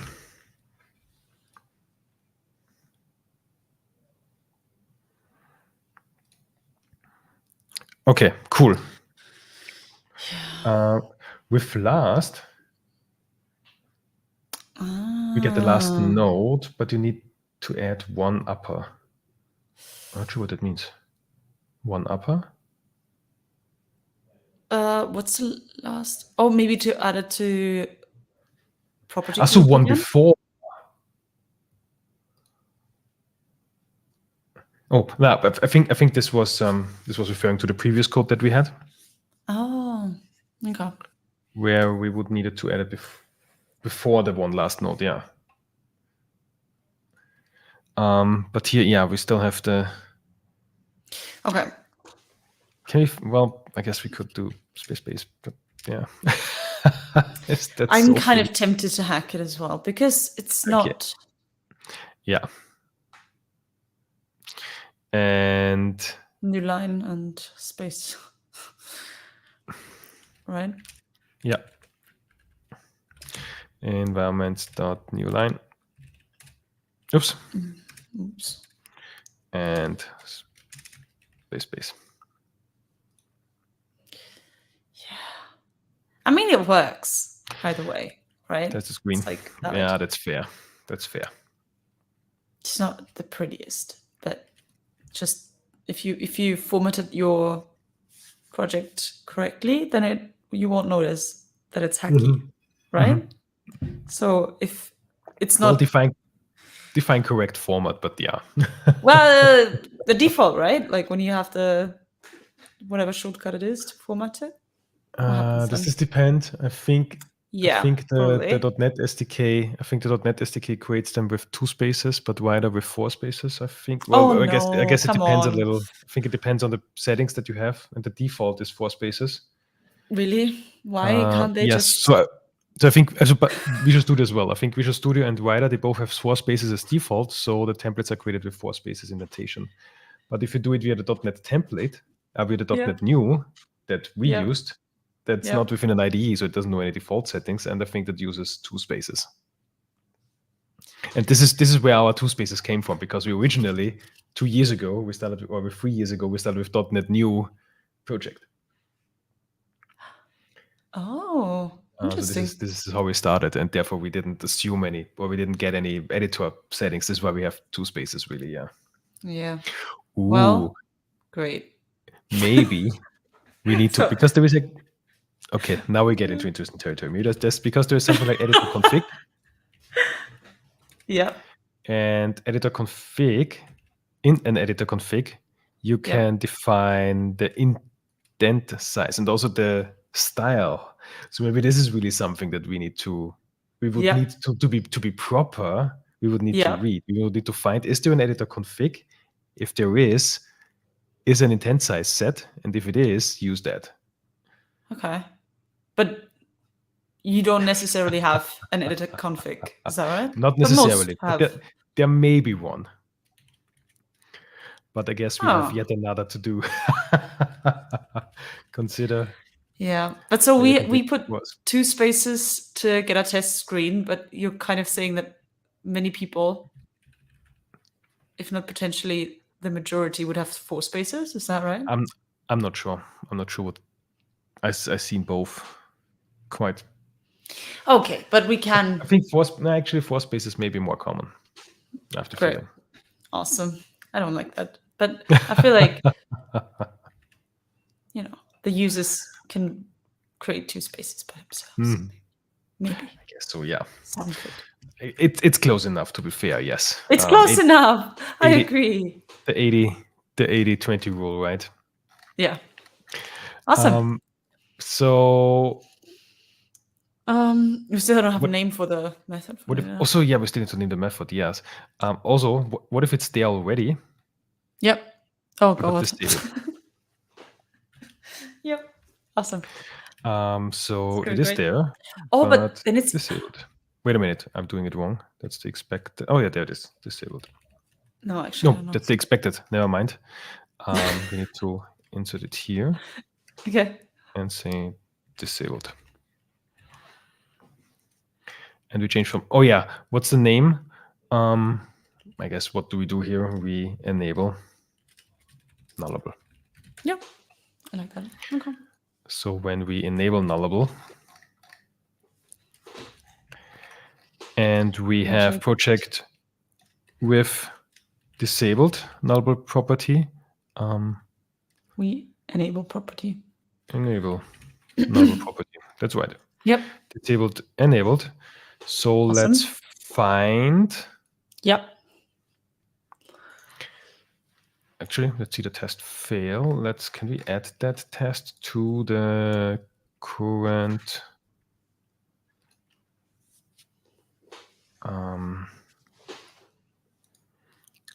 Add to, where is that?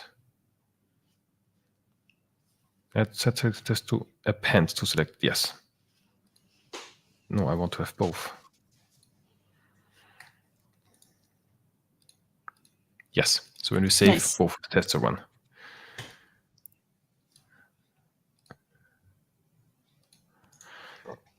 Okay. Cool, so would like to, what do we need to do now? We need to find the, we need to first find if there is one already.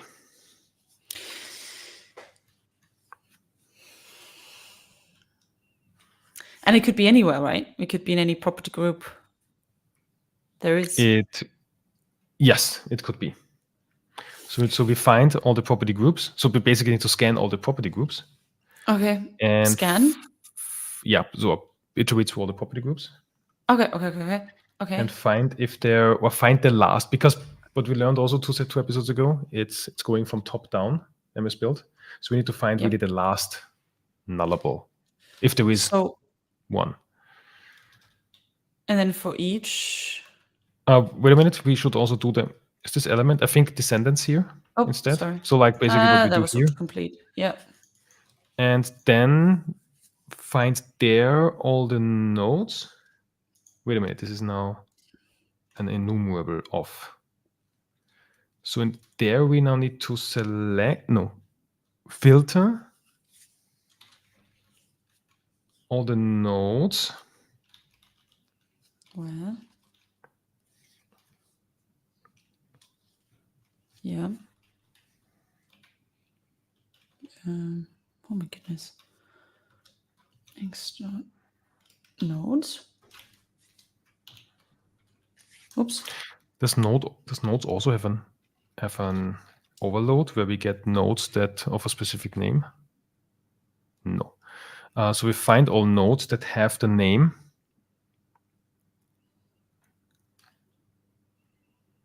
But I don't think nodes has a name. Do they have a name? That have the name. Does node? No, actually elements have a name. Nodes don't have a name. So I guess we need to do again descendants here. Yep. Instead of nodes.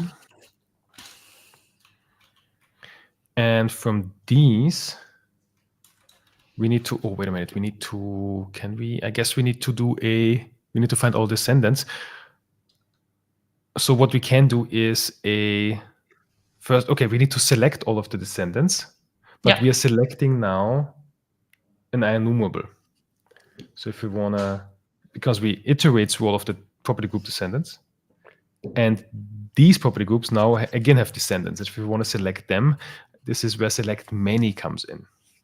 Oh. So instead of where, let's do select many. Many. And now after that, we now have elements. So we could now filter where all the elements that have the name nullable. Oops. This again, this right. Oops.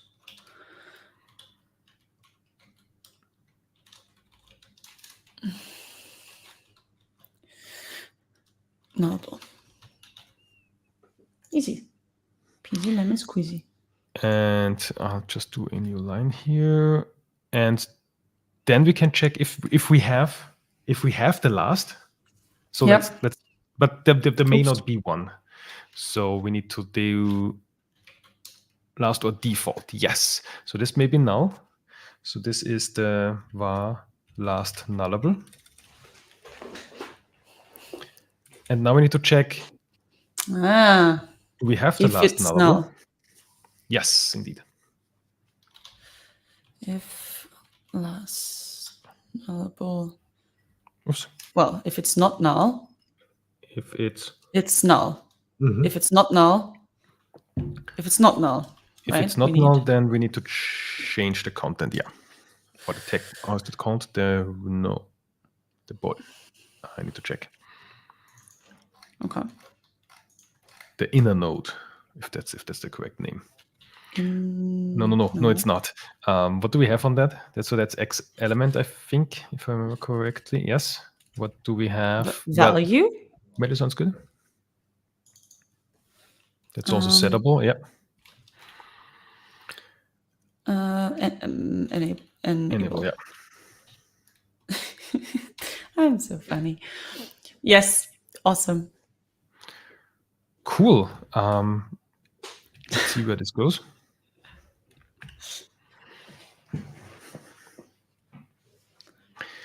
One is passing, one is failing. The property with the disabled is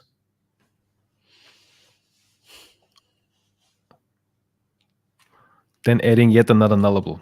Because what happens if it is not null? Then we do that, but we also go on. So we need to suppress this from happening if it is else. If it is null. Mm-hmm. Oops, what happened? Oh my goodness. Yes, sorry. Oops.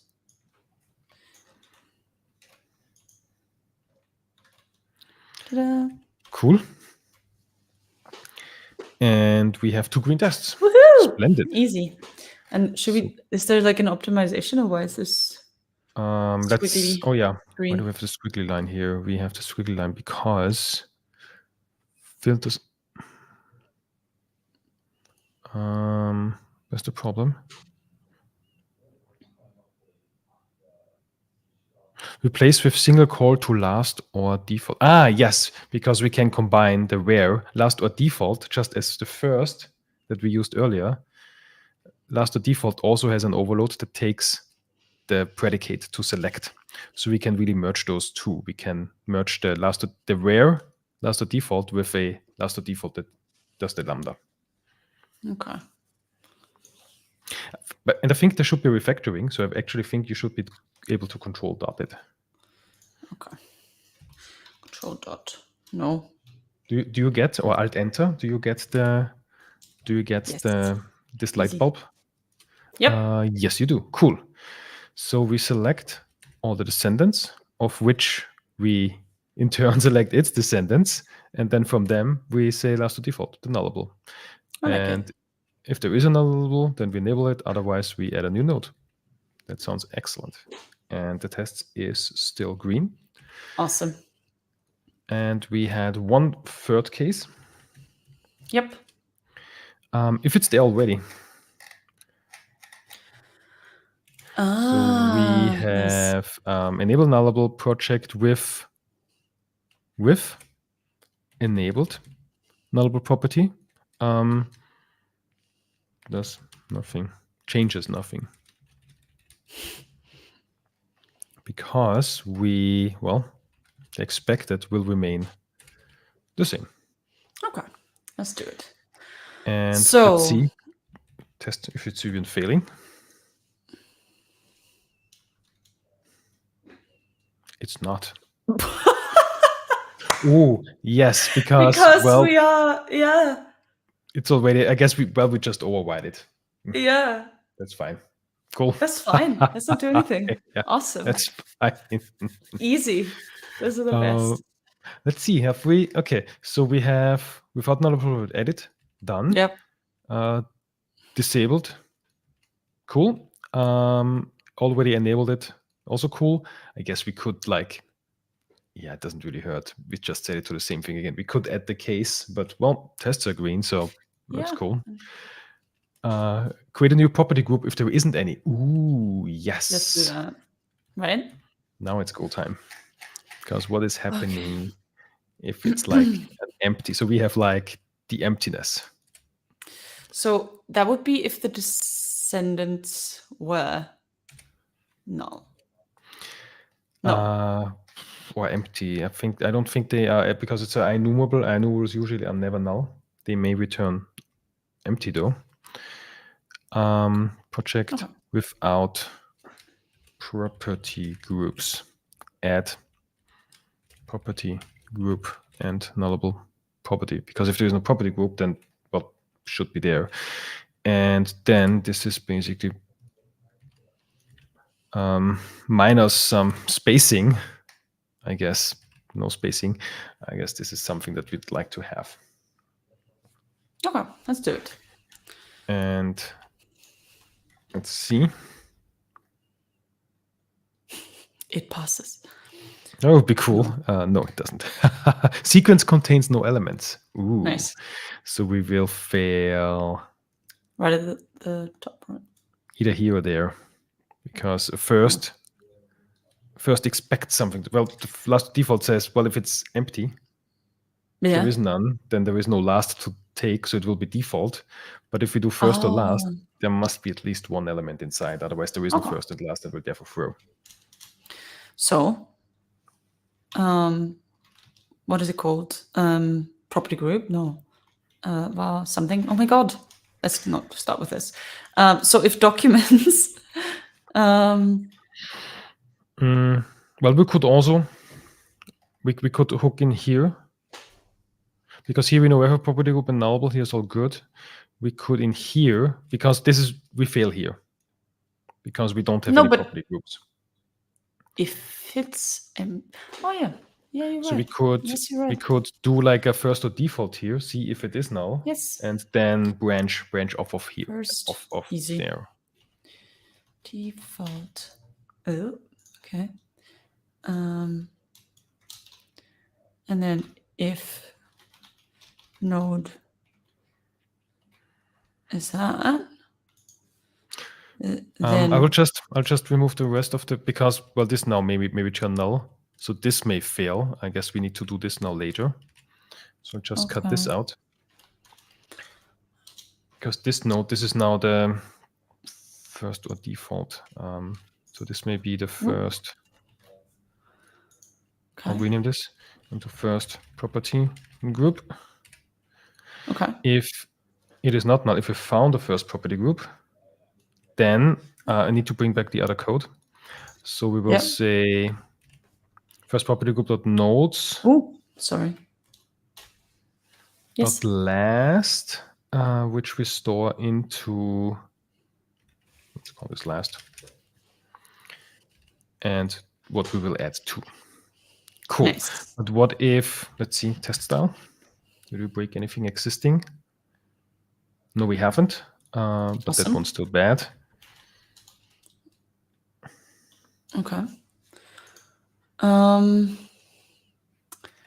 Then we want to first property group add, right? Well, no, that's null. In this case, first property group is null, so we want to add to the document. Document, easy. Document add. And we add a new XML element. It hadn't. I want to go back. It suggested it, But it didn't do it. But why? I think you need to do tab so that it Yeah, applies what is suggested. No. It doesn't work. Sorry. Can you tap it? No. Okay. What if Never mind. If I do .add. Oh, yeah, it showed. But now it doesn't show anymore. No, go back. Delete one more D. Yeah. Oh, there we go. That is it. Add, Easy. but not quite. Well, Oh. we can give it a try, but I expect this test to fail. Because of the invalid operation. This operation would create an incorrect structured document. Sweet. What? Yes, because do you understand? No, not sure. Because I think we first need a. Is that a node then really? Because we need something that we don't have a property group. So what we need to create is a. Of course. I'm not sure if this is a var x element. Is this then a node? Can we see var node, new x node? There is no x node.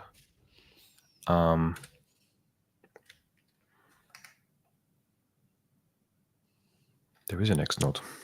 Or maybe x node doesn't have a constructor.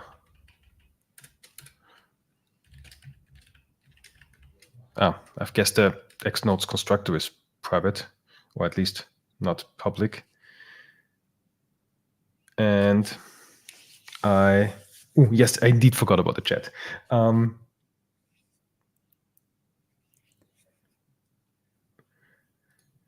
Okay, indenting should also be fixed then, I believe.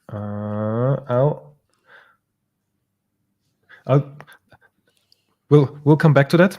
Let's get the test screen, and then maybe we can fix indentation. That'd be good. New X element. Is there a new X element? Because we need to create a property group, and then to that prop group, we now add the nullable element. Nice. Okay. And then we add that prop group. Yep. But I'm uncertain.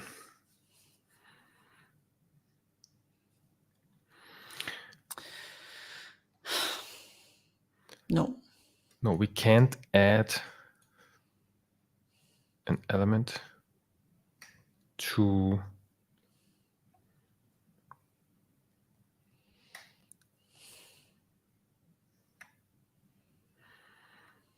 how do we add? What's that thing called? It's an element. Is it not?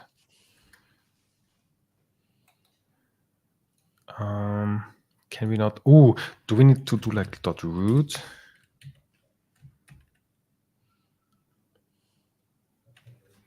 No. Oh, okay. Oh. That seems to be. And now we have just some indentation things, but awesome. Let's for some spaces. And I think we say like add some spaces here. Cheeky. And no, for the property group. Here's the we add the property group, 2 spaces here. Okay. And then we need a new line.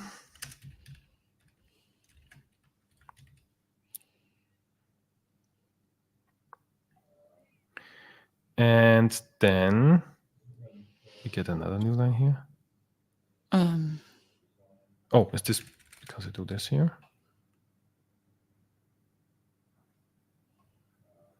Now we get a property group is in a new line. Interesting. So we don't need this new line here. Okay. Oh, that's confusing. But we need it afterwards, I think, right? Wait a minute. Oh, yeah, I made a mistake.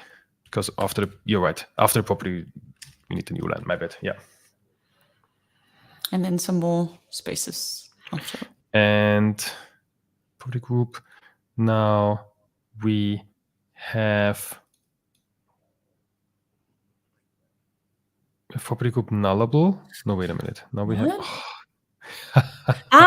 We need we need a new line before. Well, yeah. but not here. No. Oh, wait. Okay, now it's spacing. And we add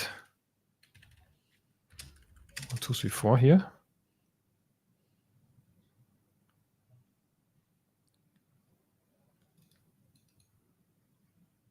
Nullable, and that's now the closing property group because we have a new line there. Oh, so yeah, this is bad. This is bad.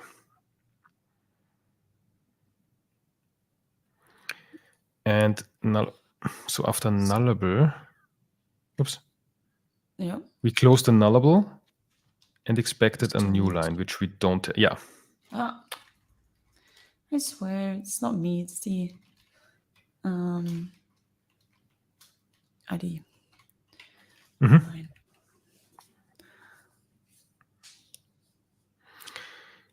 And spaces. Then we need for the closing property group. Yeah. How do we add them? Because we have here the property group. Just here? No? Am I completely off? How many? 4? 2? 4? 2? I don't know. What did I do? No, we have 3, 4. Well, we have one too many. 3, 4. Do we? Oh, 2? Which one? I'm so confused. Hold on. Now we have 2 too many. Cool. Okay. Easy.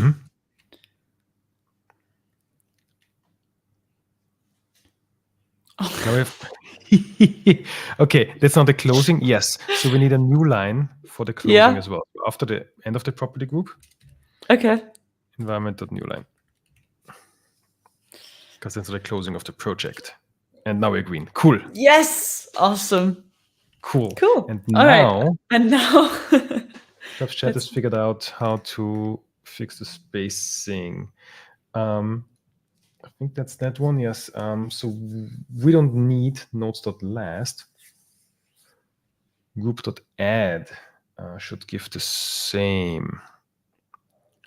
So we here say just add. So we don't get the last here, but we say first group.add. Let's see what that does while keeping all the spaces stuff. Yep. Okay, but it seems that because if we now we would get rid of that. I guess this would be the same issue, wouldn't it? Yeah. Yeah. Same issue. Yeah. So I guess we need these. Okay, but that's shorter. And then we broke okay, it. but I guess we still wasn't this just working? Did we move too much? Oh, that was an add. My bad.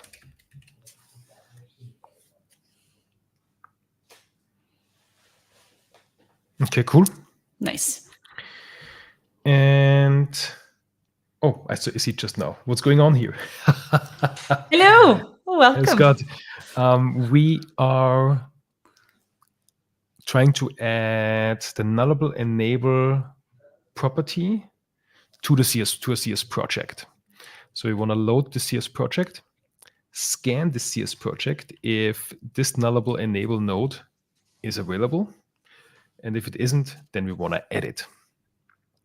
And if it's there, it may be disabled. Then we want to change it from disable to enable.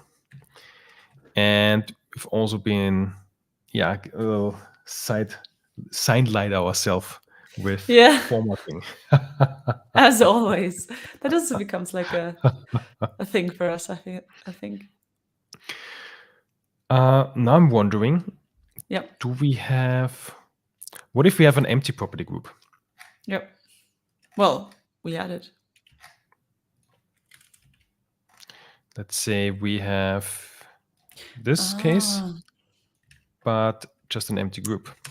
Okay, now gotcha. Project with empty property group. And we don't add a property group. We just add the nullable property. Yep. Let's see what will be happening. It passes. Easy. Perfect. Why was I expecting failure? Well, I we'll don't find the know. first property group. Oh, maybe with the previous code that we had, because previously we had this last. Yeah.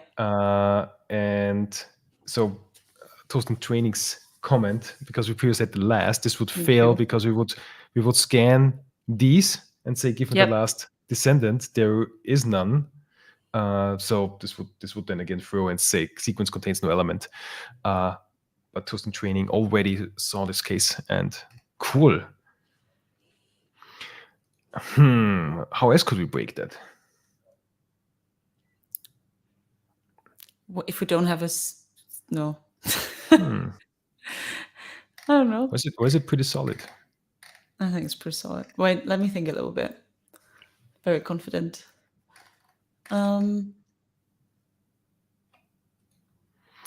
We had the case with multiple property groups. Ooh, maybe because we have an unspoken case of, well, we actually talked about it. What if there is multiples? What if there's many? Just to see if our behavior is really codified. Project with many But is nullable it properties. Okay. Excuse me? No, go ahead. Well, Edit actually, last. my question was: is that even is that valid if you have like the same? Yes, And because especially if it's like enable and disable. we could have this. And which one? And since what we learned with the MSBuild episode, we have like from top down. Yeah. We now override nullable. So it's disable, overridden with disable, overridden with disable, overridden with disable, overridden with enable, and no further coming, so it will be enabled in this case. Oh, easy. And what do we want to do? We want to change all of them, or do we just change the last one? Just the last one. let's just change the last one, because the previously whatever was defined earlier didn't really apply anyway. Yeah. So we can have an enable here. Then let's do an disable here. Maybe we could also do a disable here, and what we expect to have a disable here, but an enable here. Yep. And let's see if this is still holding up. And it is. Yay. Cool. If we have a directory build props that's on disable, would then that cancel our stuff out? If there is a, well, we do not, we don't consider directory build props. If there was one, then the original project in the nullable migrator, the original project's compilation options would have that setting. So I guess, but you're speaking about a nice point. So what we need to do is in our, when we actually call this, so we need to actually, well, this is, I guess, the last test then to actually apply it. We need to, before we call nullable enable, to do has the compilation options about nullable changed. Oops. And if so, then apply. Otherwise, we just leave it as is because it's enabled already and all is good. Okay. Awesome.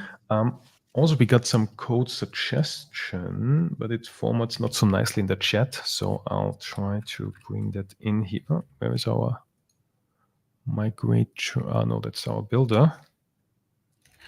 Let's see where we go from. Oops. If I just paste it in, does it nicely format it? So I was hoping.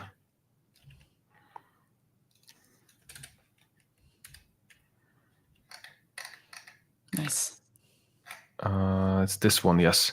So with the, Ooh, the XML writer settings have indent characters. Oh. So yeah, so that's that code from Syncural. Not sure how to pronounce it.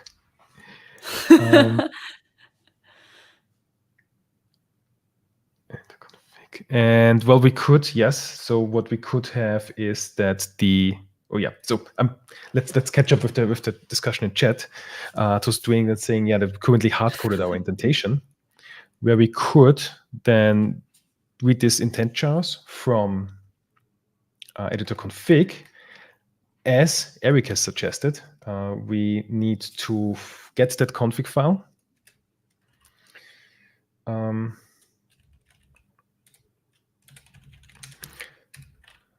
There is some rules how these config files are loaded, so we would need to apply these as well. Editor config dot get config, and then we have our key value pairs, and we would need to, yeah. So we have our if the key is, what was that from editor config? If the key is indent size, well, I guess also indent style and indent size, the number of tabs and so on, we would need to read both of them. Indent style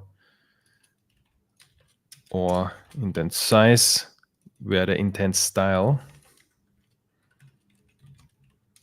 is either a space or a tab. Or is it space or tabs? Let me briefly check. It's space, or there is documentation I should find. Yeah, it's either tab or space. If it's space or tab, and where the indent size, that's, well, some number, integer. And then we could create with that information that intent jar string. And then from there,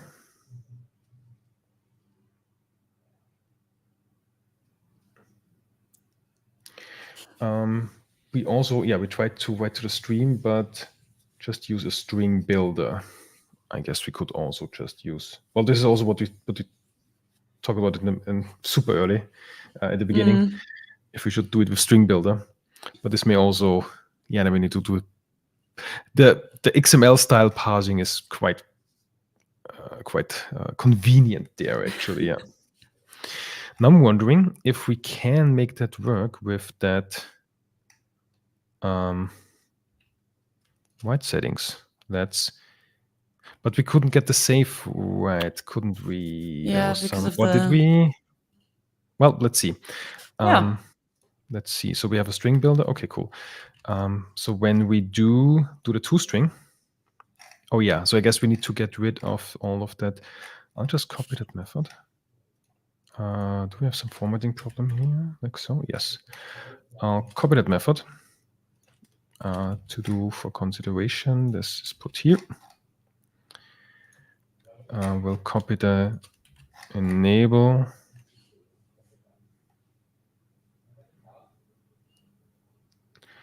Old. And this will be now the new part. What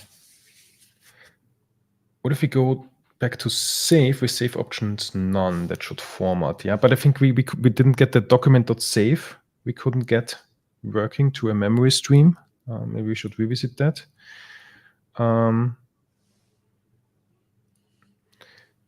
Or not inherit from X document, then you should have it. I'm not sure what you mean, not inherit from X document. If you would mind elaborating on that.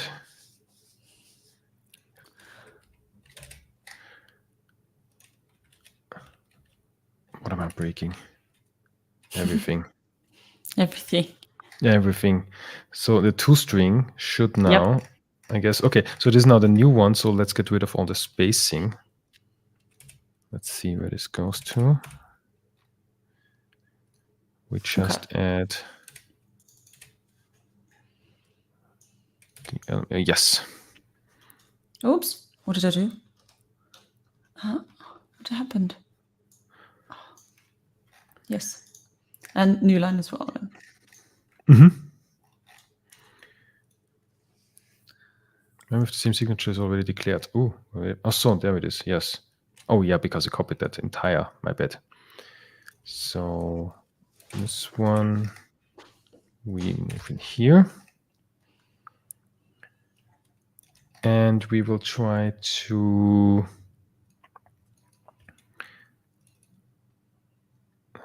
string builder.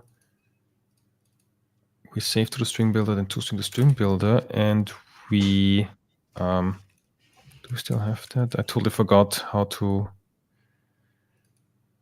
builder settings. We need to. Oh, that's on the document, right? Document dot. Is that on save? On save, does that take the writer? It does. And let's give that a try.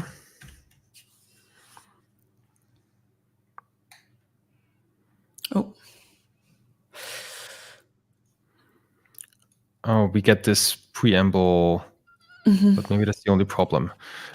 Is there also well, it says omit XML declaration. Oh, false. Yeah, let's do omit the XML declaration. Oh, that'd be cool. Oh my god. Ooh, okay, okay. So well, we are halfway there. That's cool. So which one? Okay. So I which didn't one's expect failing? that. Yeah. So okay, so when we create a new, this one where we create a new property group, well, this one isn't intended by two spaces here, but not at all. Wonder if there's something we could do. But it is, but maybe it's just, it's not, if we say, okay, well, if there is nothing, then what can we assume? Is it then like just flat?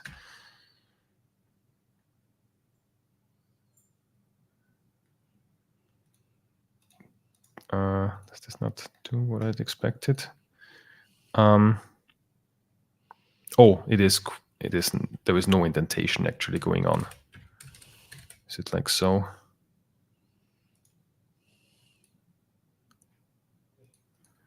It doesn't run the tests anymore, as I hoped it does. Well, not quite, because the project is not actual project. Yeah. Property group. Yeah. Expected new line. So this is also like so. Oh.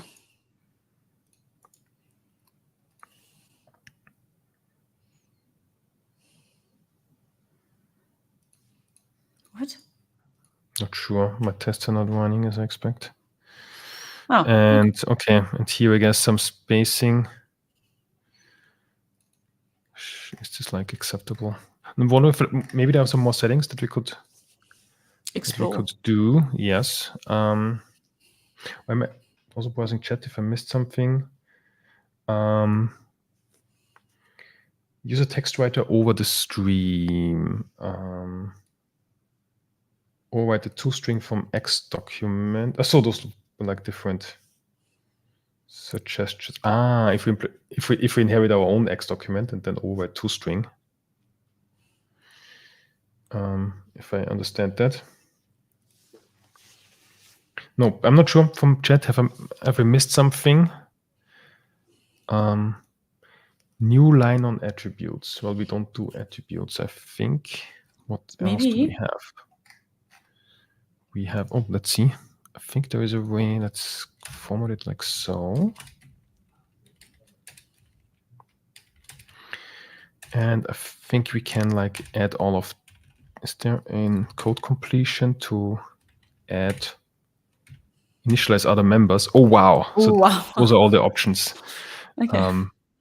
Get to set the value. It indicates whether asynchronous XML writer methods can be used. check characters. Gets or sets the value that indicates whether the XML writer should check to ensure that all the characters in the document conform to the 2.2 character section. I don't know what it means. Close output, conformance level. There are several conformance levels out of fragment document. I don't think this has to do with formatting.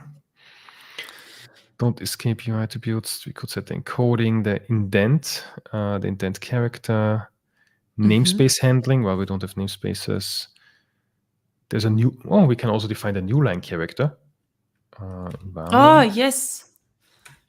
Environment.newline. New line handling, replace. New line characters are replaced to match the specified. New line characters are anti-sized. The settings preserve all characters when the output is read by XML reader. That sounds good. Or the new line characters are unchanged. The output is the same as the input. Not sure. Let's try both. We don't do attributes. We omit and write. Let's see what's happening.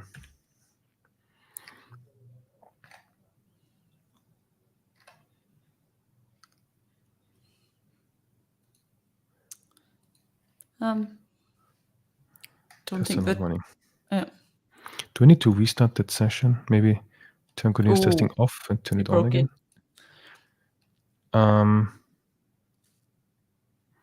Okay, I guess we need to use preserve. No, what was that? None.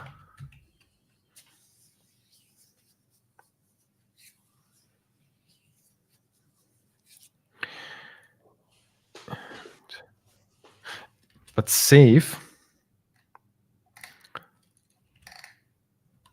as Toasting Training is pointing out, save also has save options.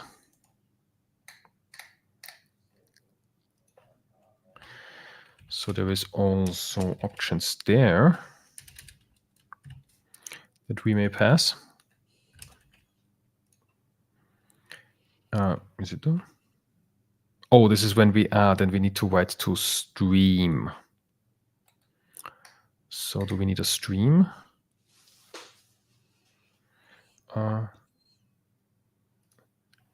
Did we remove the default spacings that we set before? Yeah, I think it was originally it was on default, not none, right? New. Which one?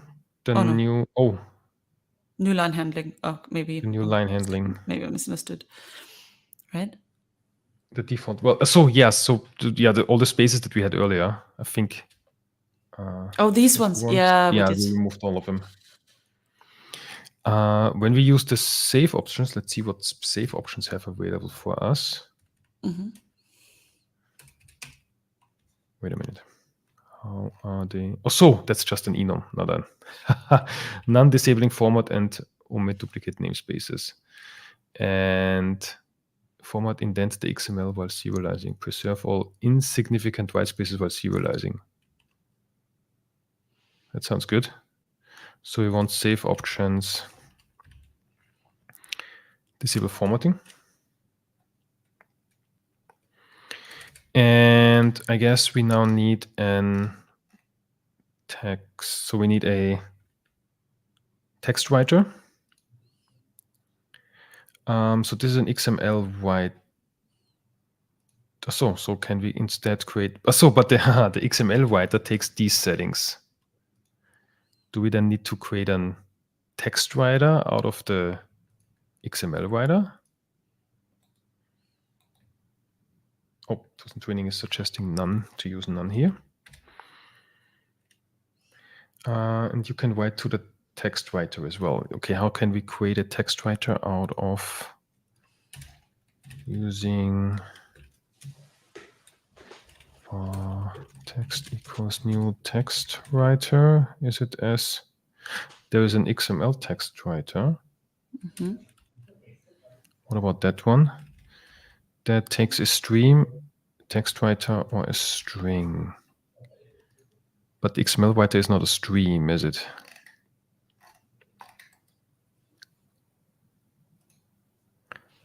This may be from a different namespace, right? This is from XML namespace.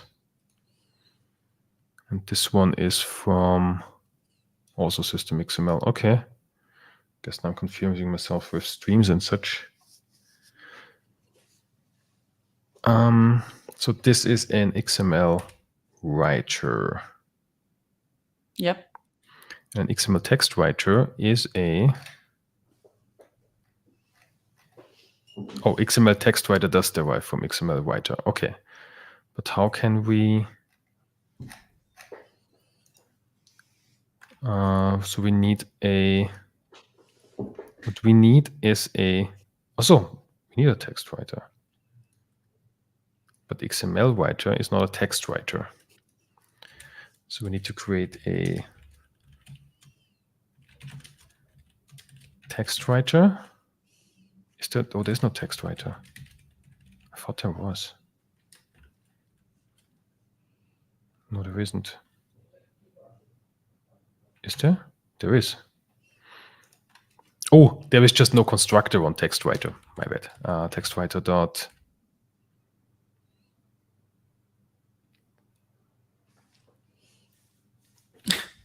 I don't know what synchronized means.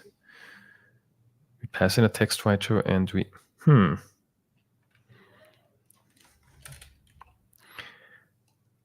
Can we ask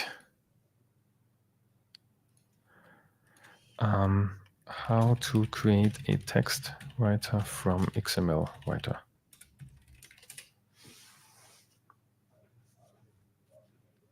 Oh, text writer. Ah, yes. Okay. So text writer is abstract, so we can't create a new text writer. Easy. So we need a concrete implementation, which is string writer. And our string writer now can be initialized with a string builder. So can we use the same string builder here? Then we pass in the text writer. Yep. Maybe.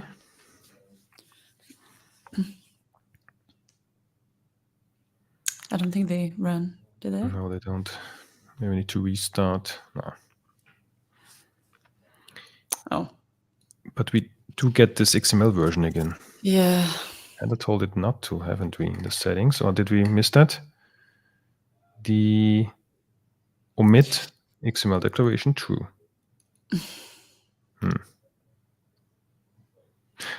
Oh, but we're not using this writer is not used anymore. Yeah, that's right. That's right, because the string writer, yeah, the string builder, but we don't fill that string builder. Are we in a bit of a dead end here? Because we can use the writer, but the writer doesn't allow save options. Because maybe they're on this XML writer, I guess, already with the formatting rules that we say. And well,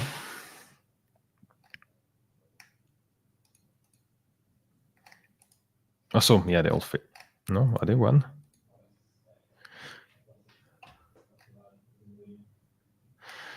Oh, no, they all fill. Haven't we weren't some passing? Oh, the new line. Ah, what's that? NN. Okay. Maybe we just remove that again.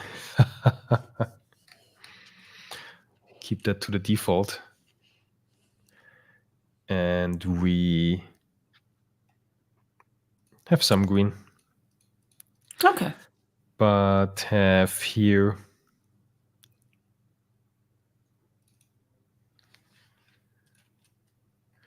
on this, wait a minute, on this one, we have nullable indented as such.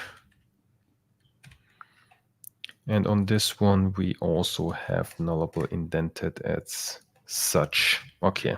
Okay. Well, maybe that could be worse. Could be worse indeed. Oh. And if we run them, Oh. How did this not? Group. Aren't we running them? So here we don't get a new line. Well, the new line is kind of, well, maybe we can add the new line, because this is when we actually add. That's a test when we just add an empty property. And then we have, after the nullable, we have the property directly, but we don't have a new line. Yeah, but we can add that, right? Yes, we can. So when we find the property group, we just add it. Yep. So we could then, just before we edit, say environment.newline. Okay. No, did I make a mistake? Yeah, I don't know. And I thought. Oh, it's after. It's after the group. Yes. Because yes, you're right. I love. Yeah. I didn't even say it, but well, I think is it not after the new node? Yeah, exactly. And it's not. Well, but now missed some spaces. So in here, it's it's right at the beginning. It's like so. Okay. Okay.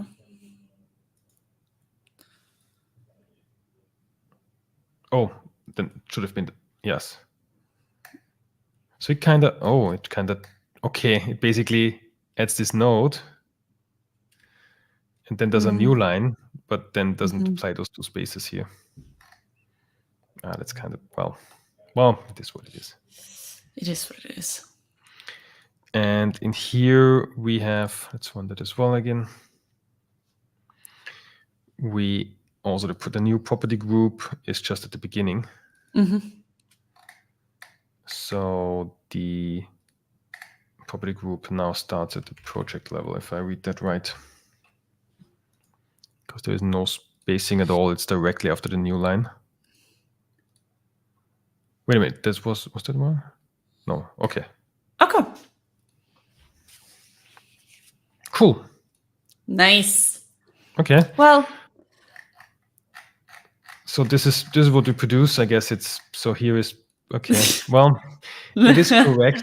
So maybe then the user needs to do some auto formatting or manual formatting. Yeah. But it is, I guess it's close enough. Close enough. For today, at least. Yes, indeed. It's all a typical one. Classic. So what is now next? I guess, the thing with the editor configuration, this could be, we could in the future have a separate editor config session, because we also have this feeling we already have an open task for editor config, don't we? I need to check.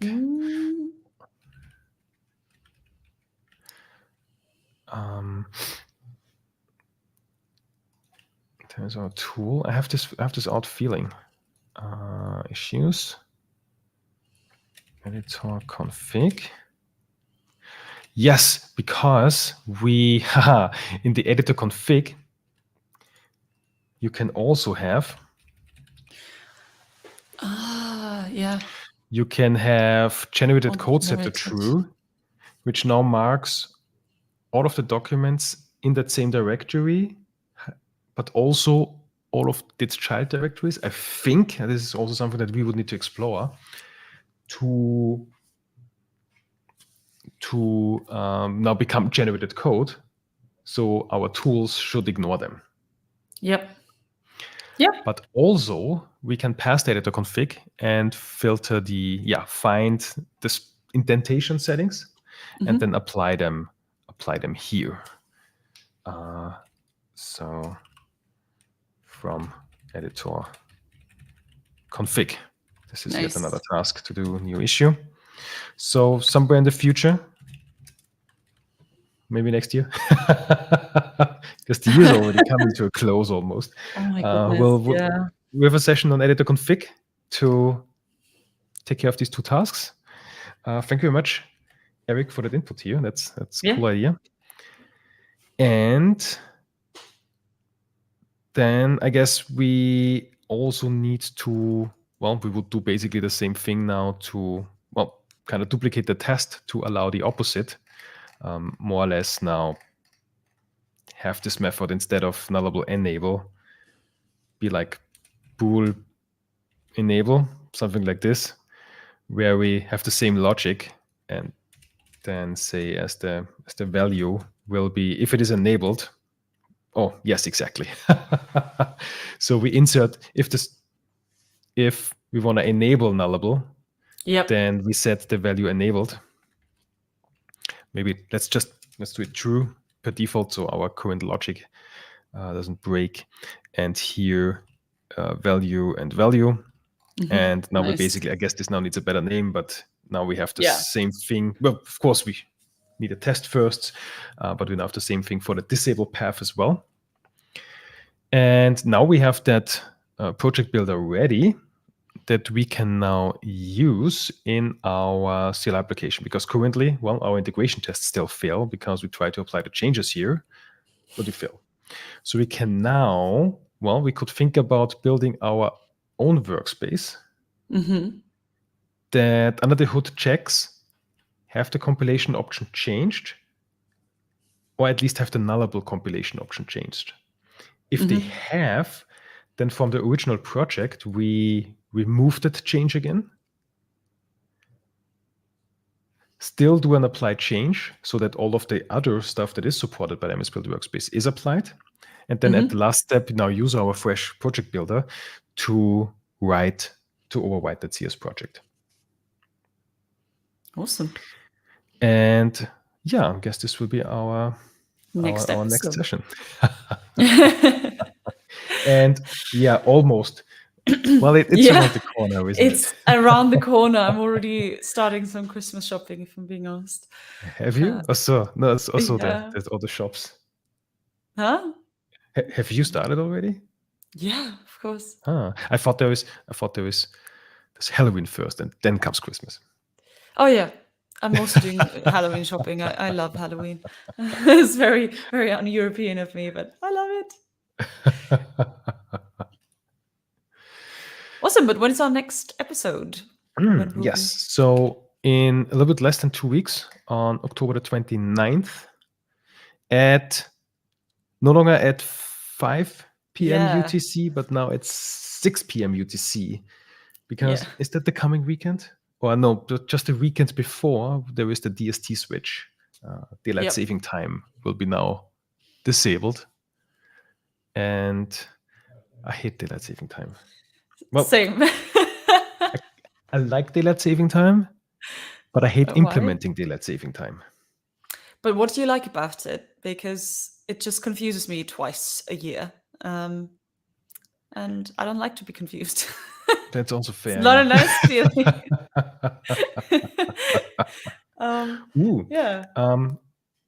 We didn't do trivia this day. We did not. Maybe we'll find some trivia for next time. But we will have trivia next time. Okay, so I see. This is now actually a confirmation, because I think we only did the trivia for our nullable episodes. We had some nullable trivia. But that's actually, thank you for that feedback. So I guess that's something that we make a default for our sessions. That means we need to come up with trivia every 2 weeks. It's manageable. we will keep a backlog. Yes, I can do it. Daylight saving times has actually caused accidents. Yeah, people have accidentally missed our stream because they didn't remember.